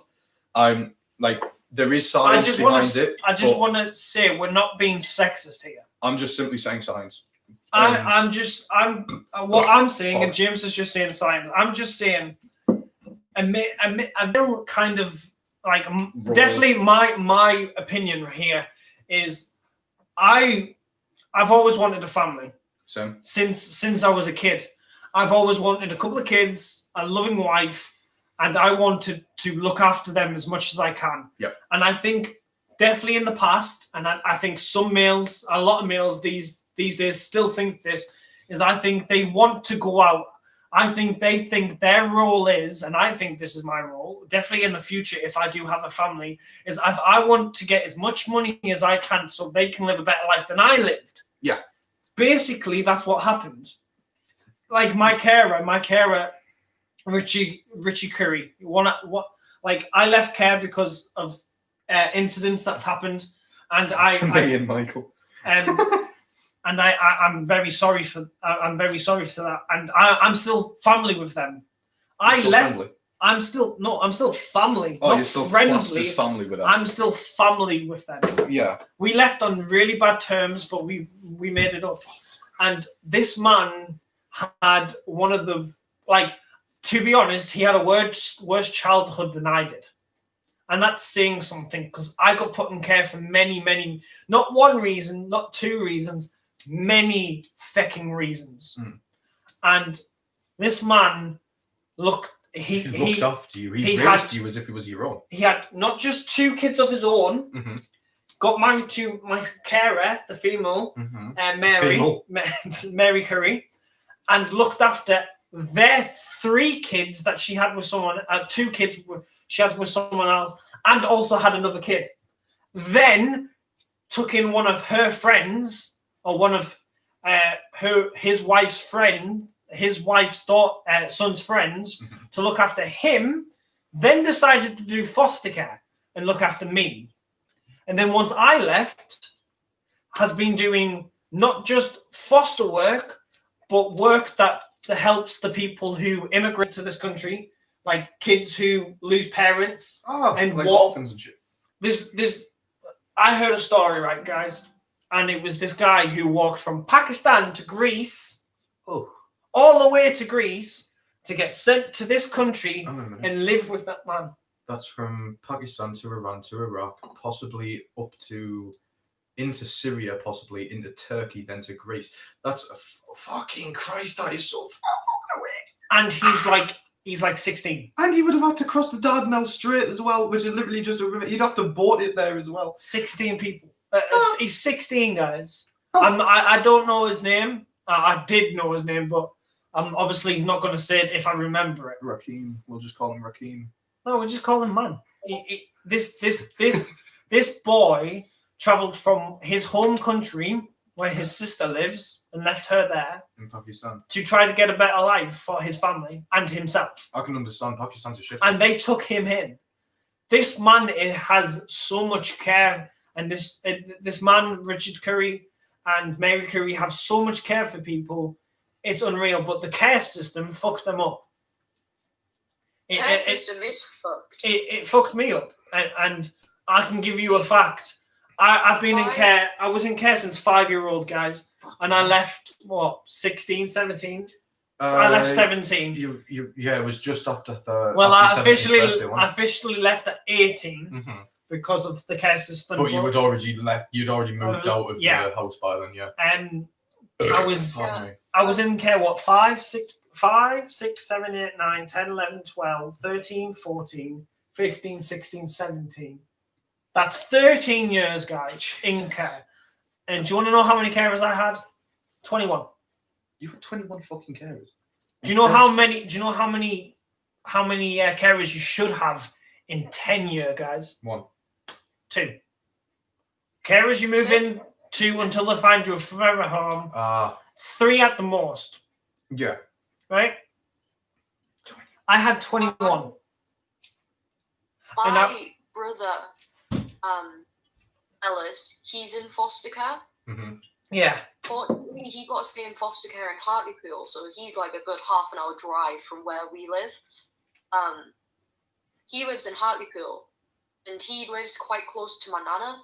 Mm-hmm. But his foster carers, I fucking hate them so much. Yeah.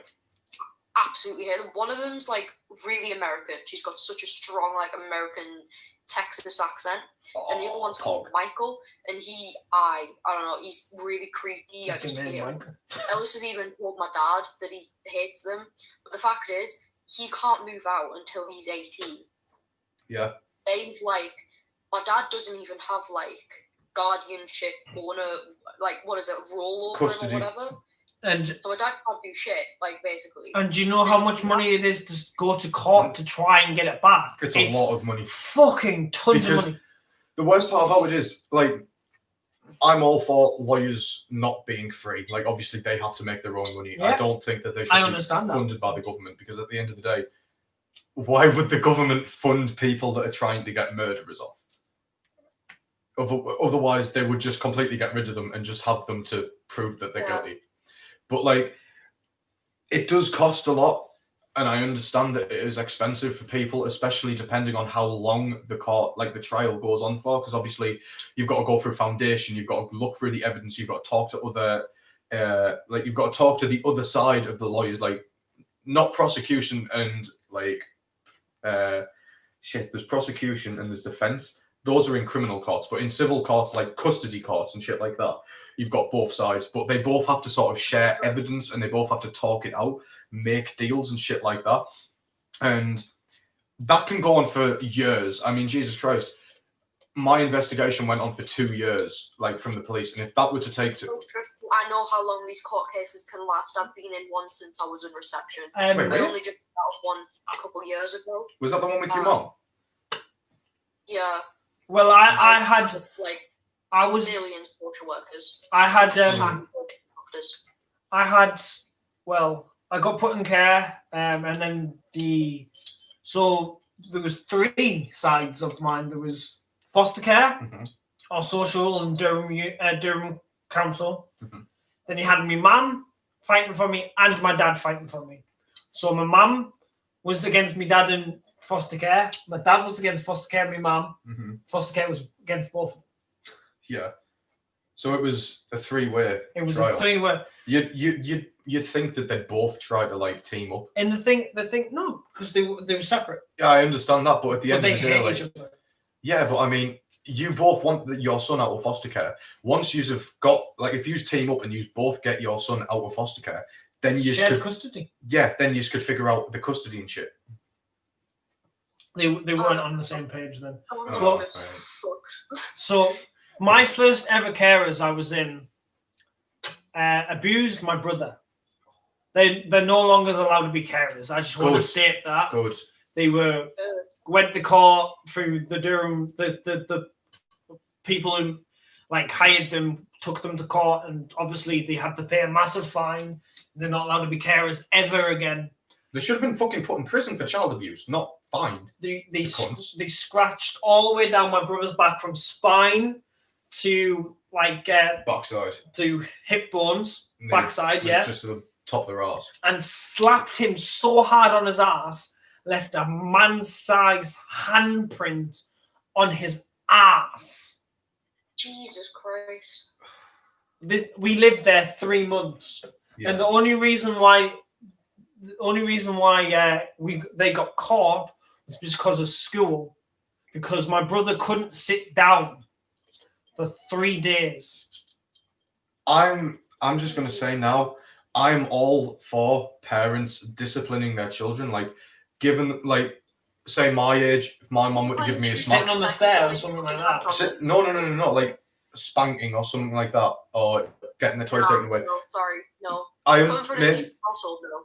I understand your point of view, especially with what you've been through, but as long as you're not too harsh on them, like full on beating them and shit like that, I feel like my mum, if I ever, like when the police first came to my door and they started saying that they were going to investigate me, they took my phone, they took my laptop, they went through everything, and they were literally, it looked as if they were just trying to find something to get me for. When they found something eventually, because of my own fucking mistakes and my own stupidity, my mum, that was the last straw for my mum. And I could tell that was the last straw because she'd always shout at me. Not always shout at me, but like whenever I do something wrong, she'd tell me off for it. But if it kept occurring, she'd shout at me and she'd lose her wig. And one time she slapped me, and that actually did give me the kick up the arse that I needed. My dad. Everyone needs to kick up their ass and everything. Everybody needs a kick in the arse eventually, but there are different ways to do it, obviously. But my mom. On me, my dad, Karen, whatever. Nah, it's fucking hella. Yeah. I think my kick in the ass was. Sorry, go on. My kick in my ass. I was 10 years old, right, guys, and I think I was hitting the 20th foster care I was in. 10. And I did a home alone. This is what I call a home alone, right? And you were alone in your house? Or no, I put marbles on the stairs to hoping she'd fall because I hated her. And then I jumped out my bedroom window and I ran away. Pog. And then I went to live with Mary and Richie, and they sat me down, right? They sat me down, guys, and they said, "You've got two rules in the house. Don't misbehave. Follow the rules that we've put in the house. Don't misbehave and don't lie." Those two rules. Misbehave was more of a. They had certain steps for misbehave, like don't get violent to them, don't smoke, stuff like that. Mm-hmm. Obviously, I broke a couple of things, but every kid does. And every kid has the rebellious stage. That was my kick on my ass, and that was a peaceful kick on the ass. Because these people went, well, we don't care what they said in the past. We don't care what you've been in the past. We know that you can be good. And that went, oh my God, I feel like they're trying to help me here. Yeah, you genuinely, for once, you actually felt like they were trying to help me, and they were trying to treat you like you were your own person. Yeah. Everybody goes through like a rebellious stage. I'm pretty sure Maisie's currently going through hers now, and so am I. No, like I used to go. Well, actually, yeah. When you live with your mum, you used to fucking argue with her with nearly everything. I've seen that firsthand. No, she argued with me. She tried to argue with you. This is the rebellious side now. Love you. Love you too, Maisie. So in year 7, I was like a massive, like, I wasn't like a bad kid. I was just like, as James said, rebellious, whatever. Everybody goes through one. I had anger problems as a kid. I wasn't mounting on with teachers, but if a teacher started getting in my face and yelling at us, I just wouldn't take it. Can I tell you a funny story about my first? I went to Woodburn Primary, right? I know you don't know what that is. No fucking clue where it is. It's in Newton Aycliffe. Oh, right, it's in Aycliffe. No. Yeah. So I did maths. I was a big maths buff because I'm dyslexic. I love maths, but I hate English. Basically. Yeah. We did them colour in sheets where you have to do the maths. You do the maths and you'd colour it in with the colour of the number. Yeah. Oh, I did that with Mr. McCardle. Everybody used to call him Paul, but when you were in the classroom, I did the maths and didn't do the colour in, and I did about 5-6 sheets, right, of just the maths. No, well, it's done. It's fine. Of just the maths. Head teacher walks in. Oh fuck. She says, "Well, you haven't done them properly. You need to colour them in." I was like, "I'm just doing the maths." Fuck but the But I was like, but I've done the maths. I've I done like how the you work. got told off for not colouring something in. Right, and then the teacher goes, yeah, but he's done the maths. He's done what he needs to do. This is the actual academic part of it. This is the work that he's supposed to be doing. The colouring's supposed to entice him to do it. Yeah, exactly. Well, If he's the not math doing side the- of things is the actual work. If he's not doing the enticement, then we don't care. Yeah, you just don't do the I fucking think work. just doing something like that. But she was adamant. She was adamant that I had to do the colouring, so I kicked off. Okay. I kicked off, and I got held, and she was shouting this close. She was like this to us. Oh no, my mom's done that before. But I was held by two teachers, and she was this close, so I just went ha, and right in her face. And my mum took my little brother. My brother's 5-year-old. She's left that school, but when he first went there, she was still head teacher. And she wouldn't look my mother in the eye. And I've seen her twice in that school, and I said hi once, and she walked straight past me. She knows who I am. I haven't changed much.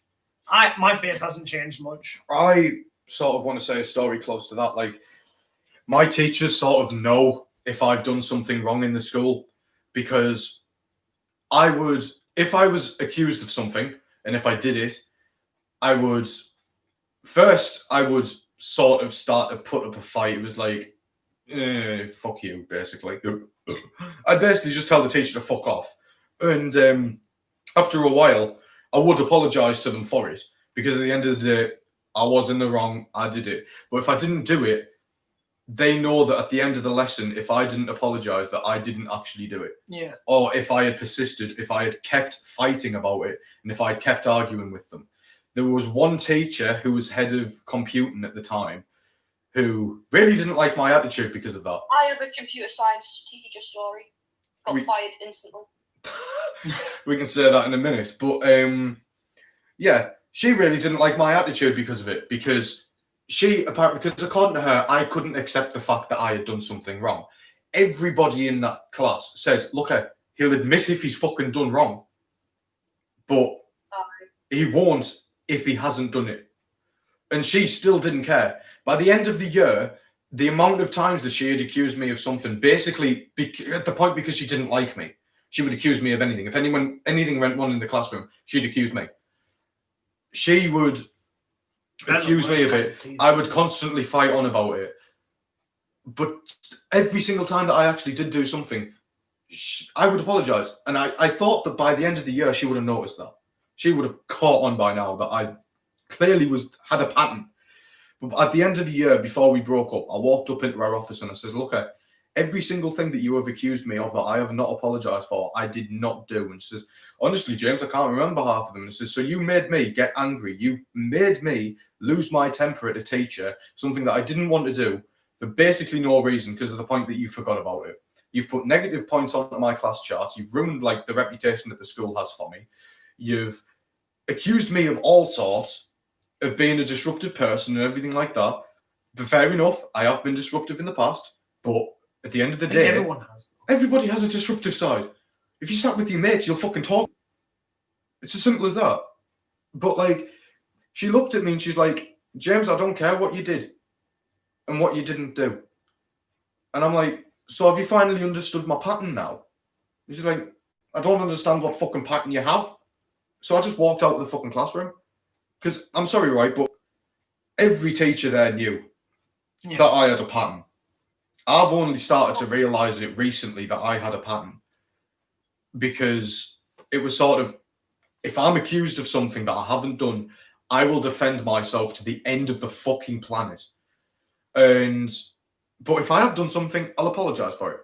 The police knew straight away. When they searched through my phone, when they searched through my laptop, they saw the jokes and the memes that I had, the things that I said with my friends. I apologise for that right away because, yes, what I did was offensive. It could have offended some people. But at the end of the day, I did defend the fact that they were jokes. They tried to get me to believe to myself that I was a neo-Nazi because that's what they wanted me to fucking think I was. They put me in the remover room because I did a salute in the corridor and apparently it looked like a Nazi salute and it wasn't. So they put me in C5, which is like total isolation for the day. Well, Is that I like- pointed like this once and I got told off. My fingers were slightly bent, so I was pointing like this. And the teacher told me off because I was doing a Nazi salute. I did that. Teacher walked out of a fucking, like, my English teacher walked out of a class to talk to a teacher, right? My watch gets stuck, like, right there at the bottom of my wrist. So what I do is I sort of shake it, or I just do that to sort of, like, jolt it. I did that in the fucking classroom. I got put in the remove room because apparently I did a fucking Nazi salute. Bearing in mind, this was when the investigation and everything was going on. The school fucking tried, literally everything that the school did, I swear to God, every time I got into trouble, they tried to link it to the fact that I was possibly a fucking Nazi.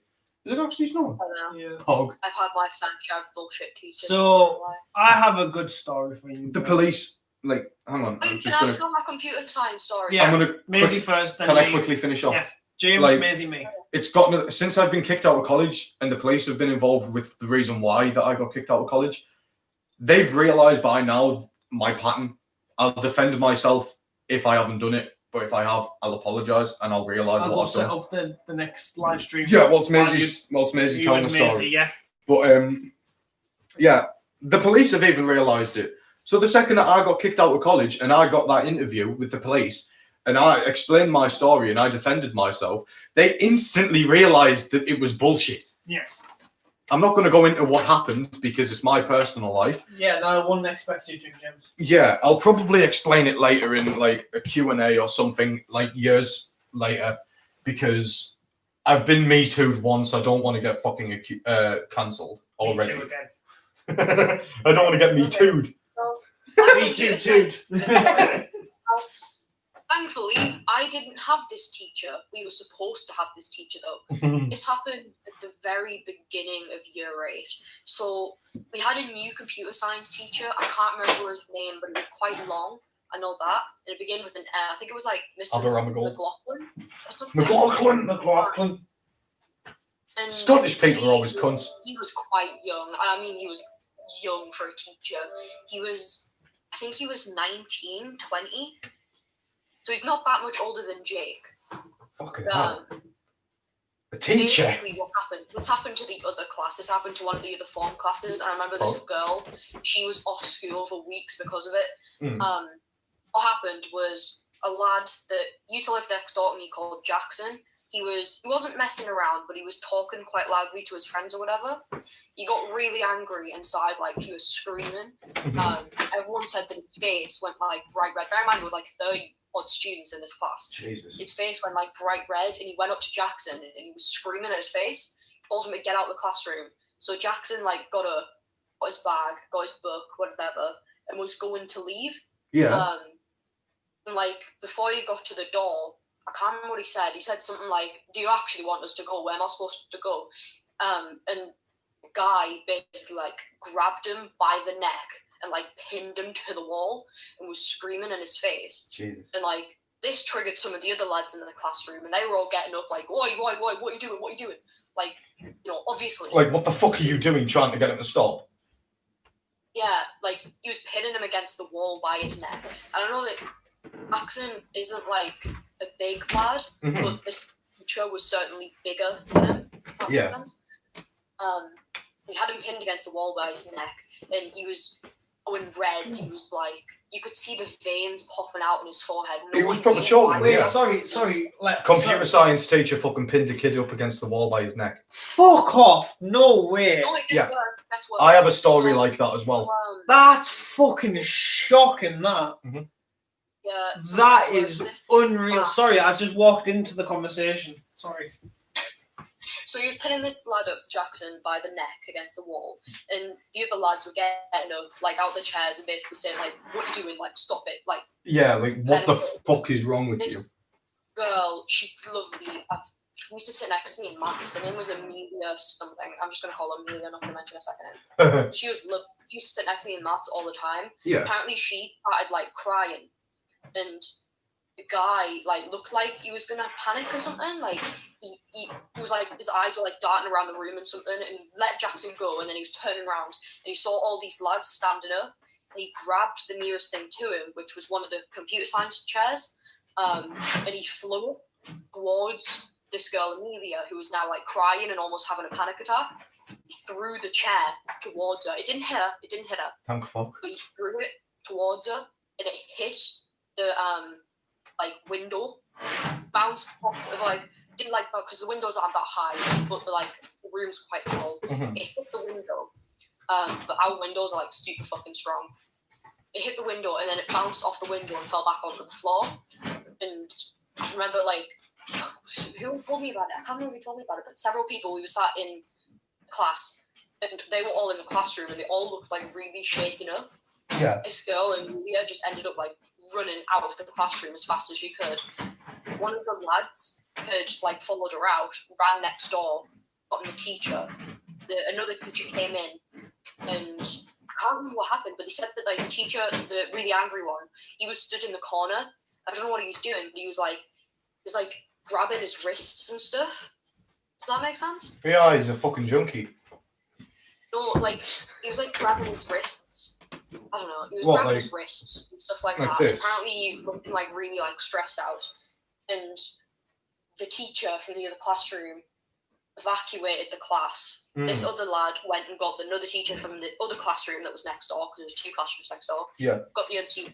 That teacher, who was a woman, she came in and she basically took everyone, especially Amelia, like out, and she took them all to a different classroom, which is down the corridor. So that they don't see. And Oh, they weren't told what actually happened to the teacher.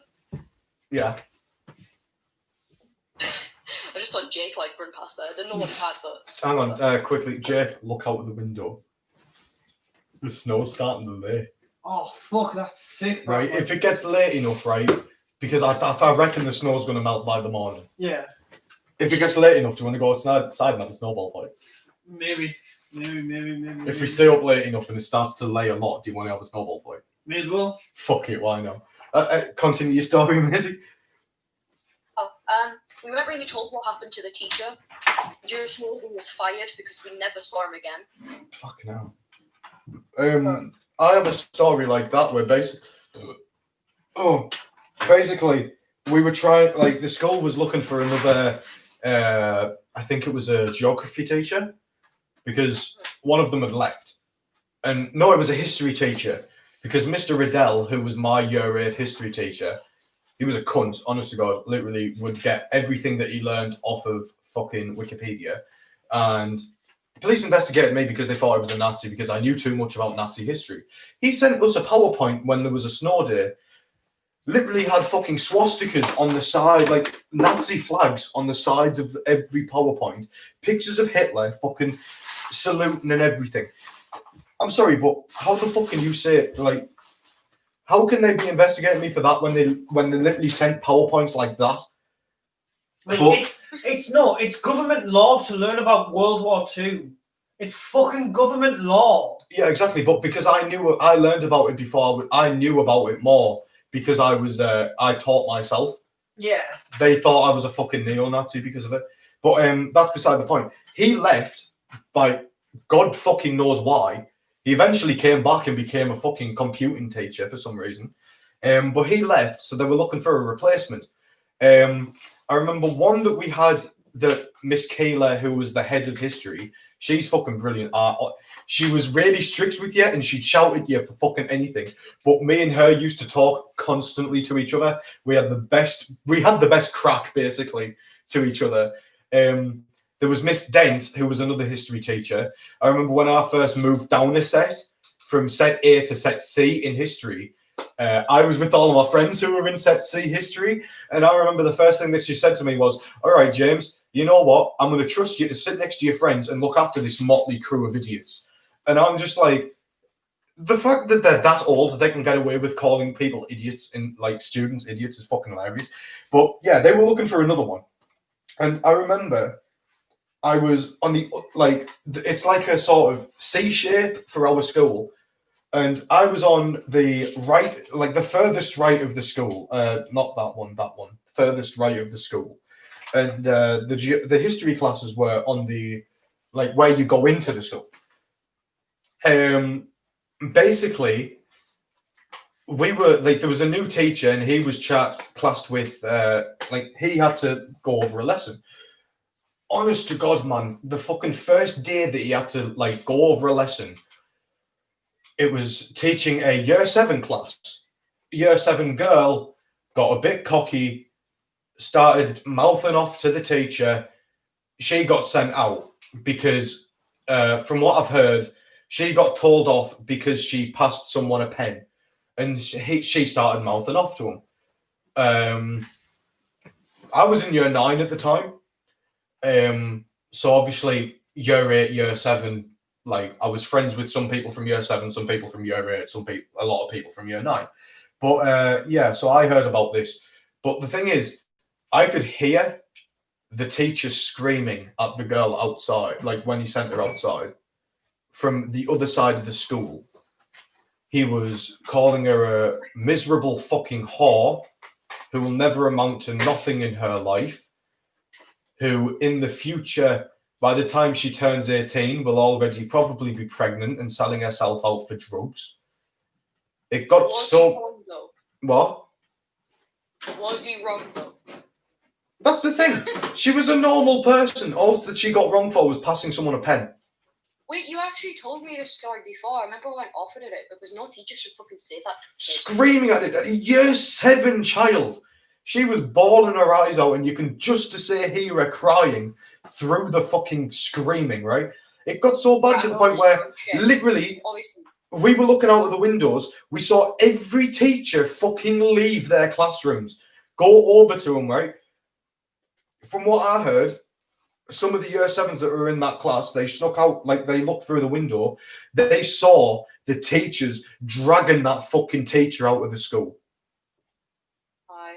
And police cars were called.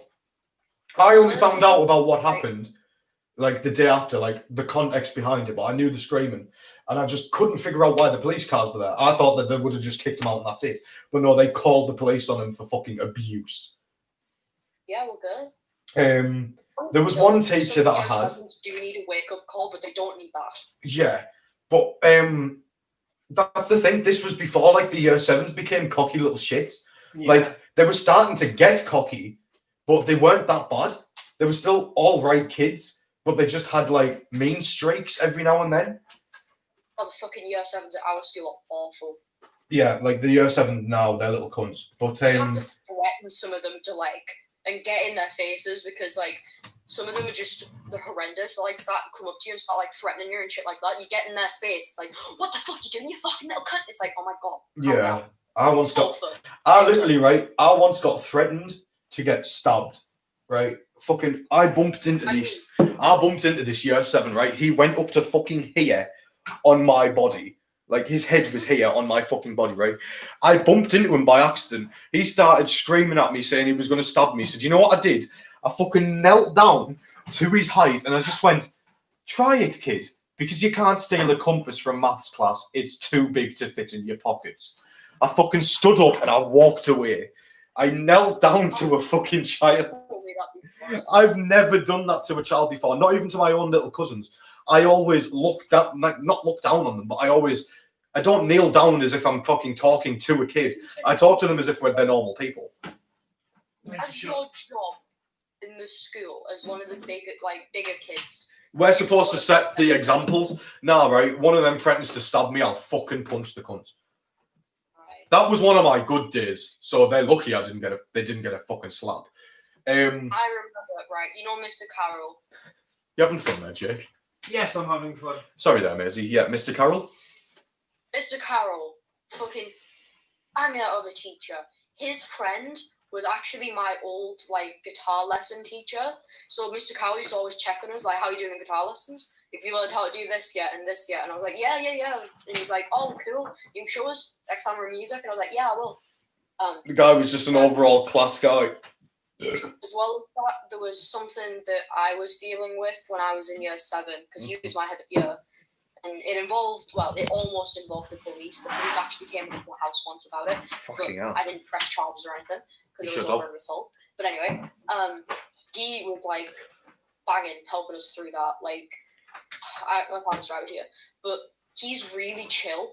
even with the really little shit kids that were in our year, he was Yeah. always super chill with them. And what he used to do is he used to let them come into like the music classrooms and just play on the pianos and drums and stuff like that. And if ever they felt angry, they had like a pass and they can come and see him. Okay. And since he was the head of music, went to the drums room and just bang on the drums for like half an hour. That's get exactly all what the I was stuff thinking would happen. Yeah. out. Like one day we were in year 8 and there were some year 7s and they were acting horrible. Like I think Jack was in the class and it was like a massive chav. He was acting like a little shit and he threw a glue stick at the back of his head. Right, that might be funny, but he just apparently he turned around slowly and he just looked at him, and then all of a sudden he started seeing red and his face just went mental. He calmly took this kid out of the classroom, right? Yeah. He took him down the corridor in the like most echoey part of the corridor and just screamed at him. Like Make sure everybody fucking heard. Yeah, no, you could hear it from the other side of the school. Got it. Pog. This happened in English. We could hear it in computer science. Well, That's the other pond. is everyone finished their story? Can I say mine? Or Yeah, you can say. Yeah, you can say yours because I've got. You look Have like you a finished French yours yet? prisoner. Fuck, I do. Yes, of course. I was just chatting to try and fill up time while Jake gets I want to quickly say one. There was a teacher that I used to have. He was like he was an English teacher, but he was only in for a while. And I got really fucking sad when he left. Because the first encounter that I ever had with him, he walked into the fucking lunch hall at the beginning of the day and screamed, "Good morning, Vietnam!" at the top of his fucking lungs, right? I looked at him, started clapping, right? And he just went, "Sorry about that, that was a bet and I lost it." And he just fucking walked off. Eventually, he started joining in on my like classrooms, and I can't for the life of me remember his name, and that genuinely saddens me because I remember whenever I had like a free lunch lesson, like free lunch times and shit like that, and I didn't really feel like going either to the music rooms or going on to fight my friends in the field, I'd just go to his classroom and I'd talk to him, and the guy was so chill. Whenever we used to have period 6 enrichment, and like it was an English enrichment, I used to just go to his. I used to ask the teacher if I could go to his class. Whenever he'd have a lesson on, I'd sort of help him with that rather than do the actual lesson. But when he was alone, I'd just talk to him. I remember one time, I'm pretty sure I still have the work that he did. We were doing Romeo and Juliet for our exams, as well as an Inspector Calls. And I loved Inspector Calls. I fucking knew pretty much the ins and outs of it. I did that as well. Yeah, fucking brilliant play. And I remember really good. I was struggling more on Romeo and Juliet, not because of like the language and shit. I could bet my year 8 teacher said that I could have been born listening to Shakespeare. I can understand Shakespeare perfectly, and fucking what I didn't understand was sort of like more of the theme wise and sort of the hidden parts of it. The guy literally wrote a 5-piece fucking like a 5-page document on the inner meanings of Romeo and Juliet, and he gave it to me, and I still have it somewhere. And honest to God, if it wasn't for that, I would have failed one of my mock exams. And the guy, honest to God, every single time that I had the chance to talk to him, I would take it because he was such a brilliant fucking teacher. Like he's like your Mr. Carroll, Maisie. Like he was a chill guy, but the amount of memories that I've genuinely made. I remember one time they were getting rid, like in year 11, before he left, they were getting rid of all of like the old school books that they didn't need to use anymore because kids had already left. Year 11 students had already left. He literally let me just hop into the fucking bin that they were using, like the big carry skip bin that they were putting all the bags in. He just let me hop in it and he carried me around for the fucking lunchtime. It was class. And then the head teacher noticed me in there. He's like, "James, what are you doing?" He says, "I'm just sorting out these books, sir, just so we can make more space." Just, anyway, Jake, what's your story? Yeah, sorry, tell your story. I've actually got 2 stories now, guys. Because I've got obviously a bad one teacher and a good one. And a good one, because we both... Tell us the horror story first. All right. So I hate this shit. I'm changing shit. This is pretty much the ending to the story, but I'll tell you the story after I told you. I got kicked out of school. So, James, you look like a Frenchman with that shirt on. I'm not gonna lie. So guys, honestly, I got kicked out of school. So basically, for English and IT, I had the same cover teacher, and in English, he was being a very, very dick person. Like all teachers, basically, except for the good few. And he was just being a dick. So, and then I thought, oh, phew, that was the end of seeing that teacher. Went into my IT lesson. 2 minutes after I entered my IT lesson, the same bloke walked in to cover my IT lesson. Oh, no. And I was like, fuck you. Wanker. I'm not going to lie to you guys. I was on my phone at the beginning of it while he was explaining what we had to do. So I was just like texting my girlfriend at the time. Yeah. I just can't be asked. And then I was like, oh shit, what do we have to do today? To my friend. Yeah. It was like, Jake, get out. Stop talking. No, thank you. Stop talking.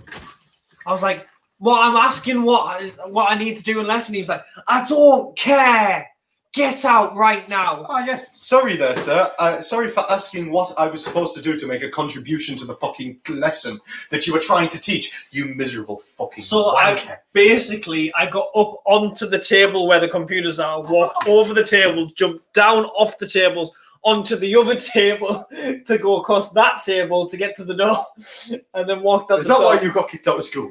Basically, yes. And then after that, he comes out and starts shouting in my face. So I was just like, I don't give a fuck what you say to me. I was doing the right thing, and you were doing the wrong thing. And then the head teacher, the deputy head / head teacher at the time, comes out and is just like, why are you swearing, Jake? I went into his office to calm down. I was just like, the cunt deserves it. But I was trying to do, obviously, I was trying to ask what to do, and he sent me out, so I just got really angry, and I saw red, and I couldn't help it. I just got really angry. That's the name so well. And he pretty much told me, he was like, right, Jake, if you ever get like that again, just say, I need to head out, come into my office, and you can swear as much as you want. But he said the only reason he had to exclude me or because of what you did. Kick me out is because I was swearing in front of the students. And if I didn't get booted out, they would think that it's acceptable for them to swear in school. They used you as an example. Yeah, basically. But he said he didn't want to. He just said he had to do that because if anyone else did it, I couldn't have special treatment just because I had anger issues. In year 11, my criminology teacher. On tangents, let Jake say his other good story. So this is a quick one. Okay, this thing's already 2 hours long. With what you were saying about swearing and shit, there's a teacher, a criminology teacher in my school, right, who swears constantly. He's Scottish. Do you want another fag before while I say the good story? What? Another fag. I'll make one, yeah. But basically, because of how stupid I used to act in criminology, we learned about the differences between the two different papers, tabloids and broadsheet. I still remember that. Fuck yeah. How much you got? How much what? Alcohol. How much alcohol? I've still got quite a few. But he was I remember he pointed out what newspaper is this? And he pointed to the title of the newspaper. So I just went, oh, it's the Sun, sir. And he just went, no, I know what newspaper it is, you twat. And literally, it got to the point where he called me a twat that much that he never actually needed to say my name. He just called it twat. Yeah, he's just, oh, you twat, is what you want. When I got kicked out of school, Mr. Shearer started asking about us, right? And my mate Cameron texted me about it, saying Mr. Shearer's asking about you. So I says, oh, tell him I miss him. He literally voice recorded what he said, and he sent me a voice recording, and he says, sir, says, yeah, I've just texted James there. He says that he misses you. Oh, that little twat can fuck right off. In the most Scottish accent you can fucking think of. Right, let me say my good stuff. Yeah, sorry, and I got pissed myself laughing. So we have 3 cans left, and I think you have 2 and I have 1 because I've had Fuck 1 off, extra. hang on. 1. 2. No. Don't forget we One, had a couple before though. 2, 3. I've only had.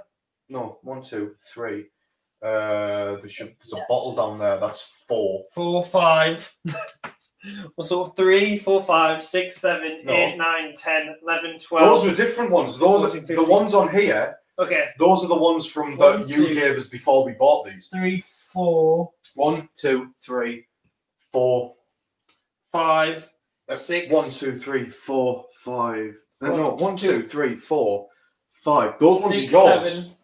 7, 8, 9, 10, 11, 12. Yeah, we're okay. But I'm just saying, there's 4 there. There's 4 there. There's 1 over here. 6, 7, 8. 9, 10, 11, 12. I've already counted these ones. 1, 2, 3, 4, 5, 6, 7, 7, 8, 9, 10, 11. There's 1 missing. Check the box. Empty box. Might have binned it or something. Anyway, you can have 2 and I'll have the third one. No, you bought them. You have 2. I'll have another one. Okay. Anyway, so my good story, guys. Sorry, Maisie. I know you wanted to end this so we can do the surprise. We're still. Have we figured it out yet or not? Yeah, I figured it out. Don't worry. Fuck. Basically, I had the same teacher for English and drama, and she was called Miss Broom. I'm just gonna say it out. She was one of the best teachers I've ever had. It's snowing so fucking much. Sorry. I really like the snow. And she kind of basically, if she wasn't in a good enough mood to teach us, instead of being one of them crappy teachers that made you just write a load, she would just sit there and talk about her problems with you, and we'd all help her, and we'd all discuss our problems with her. I like those kind of teachers, the one that actually like talk about their personal lives. Yeah, and because teachers always feel like she aliens. just had like That's she what my just teacher did. We were talking about it ages ago, and we just got in like a really nice discussion. My teachers at the minute are so lush, by the way. yeah. Me and my science teacher, Miss Rowland, we got into like a nice conversation, and she was like, "See, this is why I like talking to my students like this, because it helps me feel like more personal, and I'll try to give you like the best advice to help you." And I was like, "I know, and honestly, I've followed your advice like before.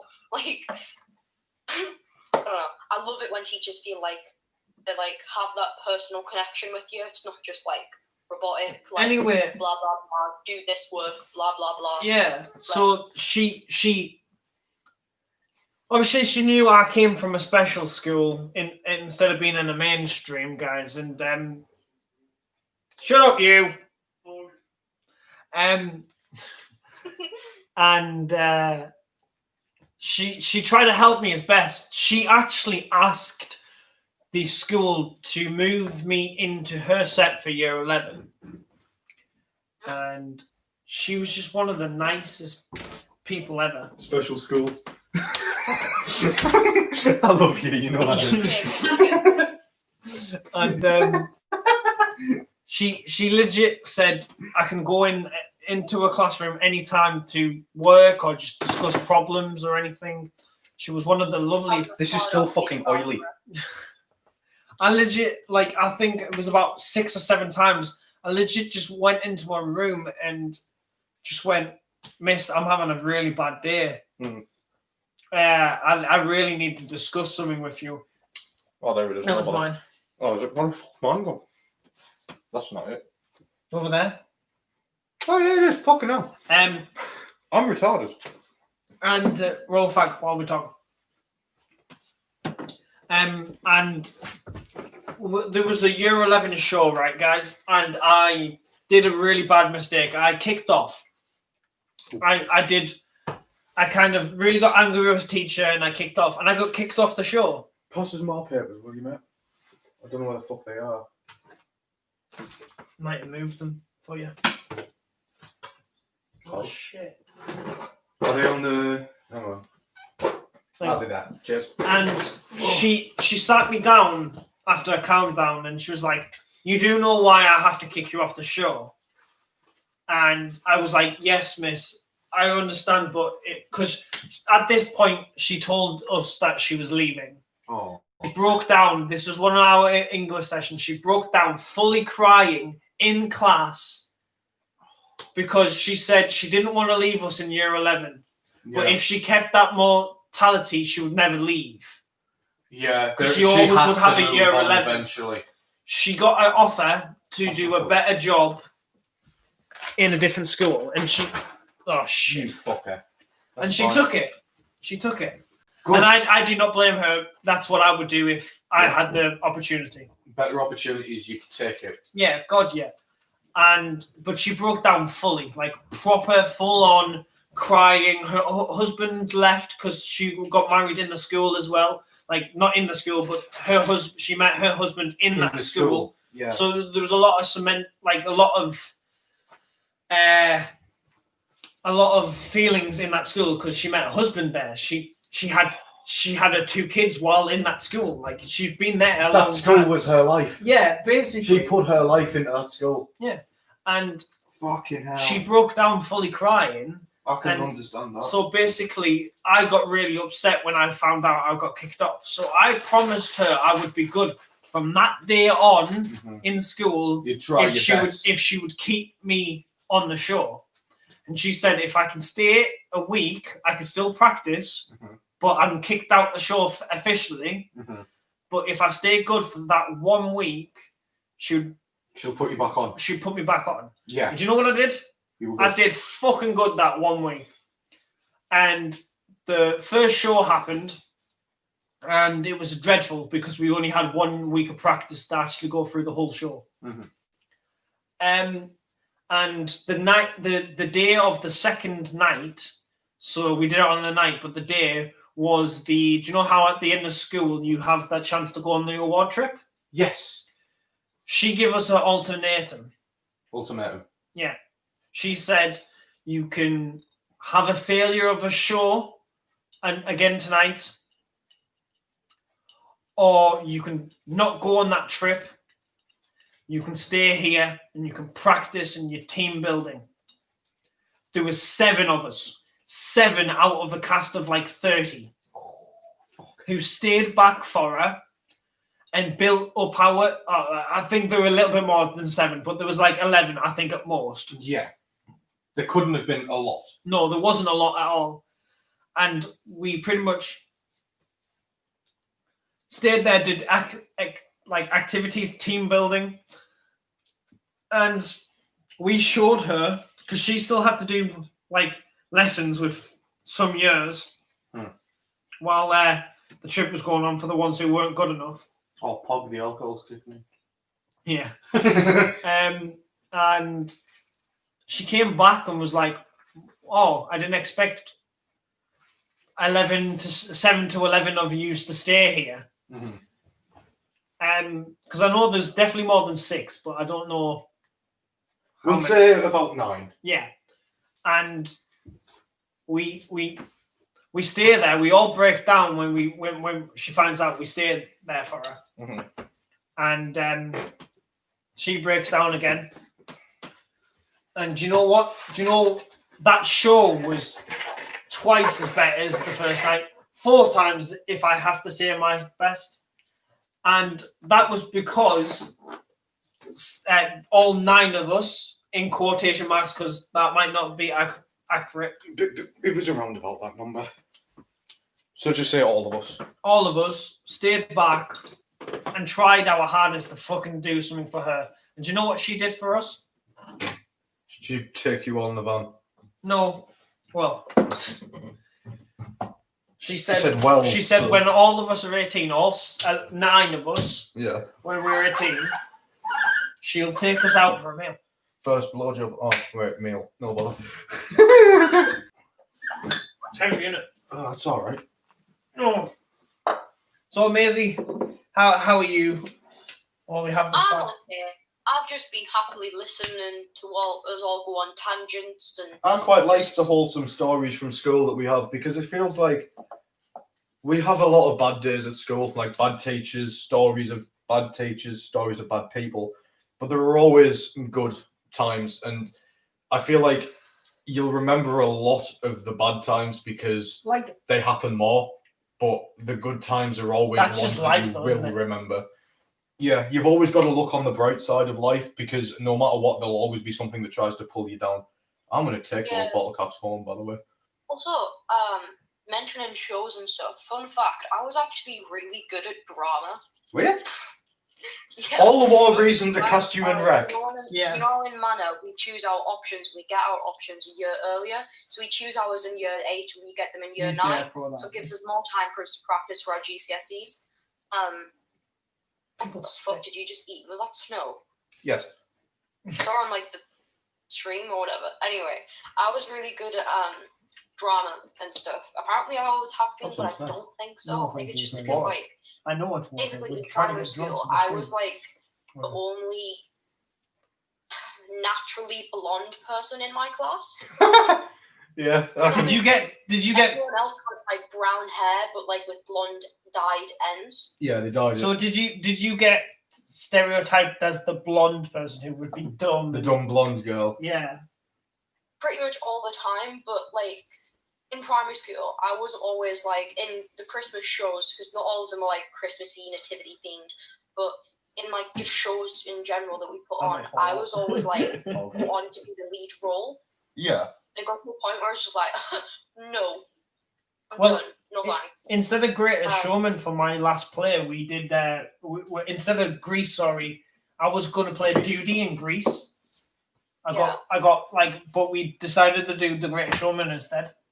For our Christmas shows, I was always Mary. I was always like the angel that comes down and talks to Mary or whatever. And in drama in year 7 and year 8, I was apparently really good. But the second that I know that I'm being recorded, I like fuck up instantly. Yeah. Because I don't know what falls on my brain. I think that happens to a lot of people. It's anxiety. If I'm like on the stage, I'm really good at controlling my emotions. So like the teacher would present like a group of girls to present their thing, and the entire time they'd just laugh and giggle throughout it. Yeah, me, I'm like, no, you don't. You need to get more drunk. It's big. No, sure. It's special gift thing now. Yeah. I think we should really end this part of the stream to do the last one because it is 2:00 in the morning. I just want to say quickly, my last play, it was like my leavers performance. It was like not Jack and Jill, Hansel and Gretel. Now I played like a fairy for some reason, and I was apparently one of the most bravest kids in the school because I wore a tutu. Like, I'm not joking, like a full-on ballerina's outfit. I had balloons for tits. And the head teacher took me over and talked to me in front of all of the parents to say how brave I was. And I says, can I just say something to you? He says, what? I squeezed the balloons and I just went, oh. Yeah, guys. So I want... That was that for brave, motherfucker. We should end this here. Yeah, we should end this here. I've actually quite enjoyed talking, like just. I think telling this was a stories nice. and shit. I think it was a good time to just sort of wind down after having a drink. I think we played what 4 games, 3 games, 4 games. 3 so games. Far. No, 3 games because this. Yeah, because we never played Miles Morales. Yeah. Well, we can do that quickly. I don't like Spider-Man. So I thought. I like Spider-Man, just not Miles Morales. I think. That was a joke. That was a joke. But anyway, I hope you guys enjoy this video if you're watching after. I think this live stream was more just to sit down with you guys. Just to sit down and talk, to be fair. Yeah. I mean, this might as well have been the first podcast. Basically. On my channel. I mean, fuck it, Maisie, if you can download this and just, if you want to upload it, you can just upload it completely. Just that part. Yeah. Just the part where we discuss. But obviously, we are a little bit drunk. And Maisie's sober as fuck. My hair's still... I combed it just after, as I got out of the toilet. I combed it and it's already fucked. Look at my hair. So I look like a smackhead. So I'm going to give you a little hint, because I know no one's watching at the moment. But the hint is we're playing Minecraft with a twist. That's not hint. That's all the hint they're going to get. I'm going to throw up. But you will find out in the matter of seconds, because it will be the newest video on my channel by the time that it will turn into tomorrow. unless we decide to make another one of these. But I don't doubt it because we I'm still gonna have collect all of the bottles and put them on the counter, and we can clean get up cap tomorrow. lids as well if you don't mind. If Get you're going the to bottle collect them, caps, yeah. I'm taking the bottle caps with me. I collect. So, guys, I hope you enjoyed. This is being the Derb Dixon channel. We have one more stream left. I think I'm sure James and Maisie have both enjoyed these 4 parts. I sincerely have. Yeah. Normally, Maisie's just a person who watches my streams, so I think she's. I think I quite enjoyed having her on there. I originally didn't like. Not that I didn't want her on here, but I just thought like. Yeah, don't lie. You didn't want me on. No. there, did you? It was just a thought that like me and her like I didn't feel like it was. You liar. No, I Don't didn't. lie. Maisie, listen. You can't escape. Listen. Maisie, shut up! I just It's the didn't. consequences of your actions. Fuck off! I just didn't think that it would be a good I didn't think that it would be a good sort of way to stream if we just had a random person on call with us rather than having them join. Like join in. Oh, there's still someone in. Without you being actually there. Mhm. But I smack my head off the walls with boredom. So to have a nice chat with someone's just nice. yeah, so I know me and James have been talking for most of this live stream, this one, and most of all of 4 parts at the moment, and probably the 5th part. But I think that's what happens, isn't it, Maisie? We did them tester videos or the try videos for our channel, and basically, me and James do talk a lot, but Maisie does talk quite a bit, and We don't shut the fuck up.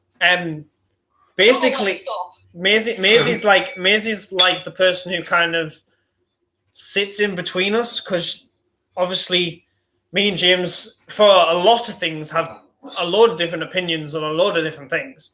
Fuck. Shut up, bruv. Suck my cock. No, thank you. That's Maisie's job. You just said that on a live stream. I know. I'm sorry, Maisie. Okay, I'm gonna end this here because we're both drunk, and I hopefully you guys will like the next part. So I'm gonna dab into this next part unless James stops me. I'm making a cock out of beer bottles. Please don't. Please don't make. Look, I've made the balls, and I've made. I will have a look once I've finished the The stream. more that we drink, the longer it's gonna get. Okay, guys, stay light and keep being motherfucking derpy. Bye. Bye. Bye. Bye. Bye. Bye. Bye. Bye. Bye. I can make it longer. I have the tip. Bye. Bye. Bye.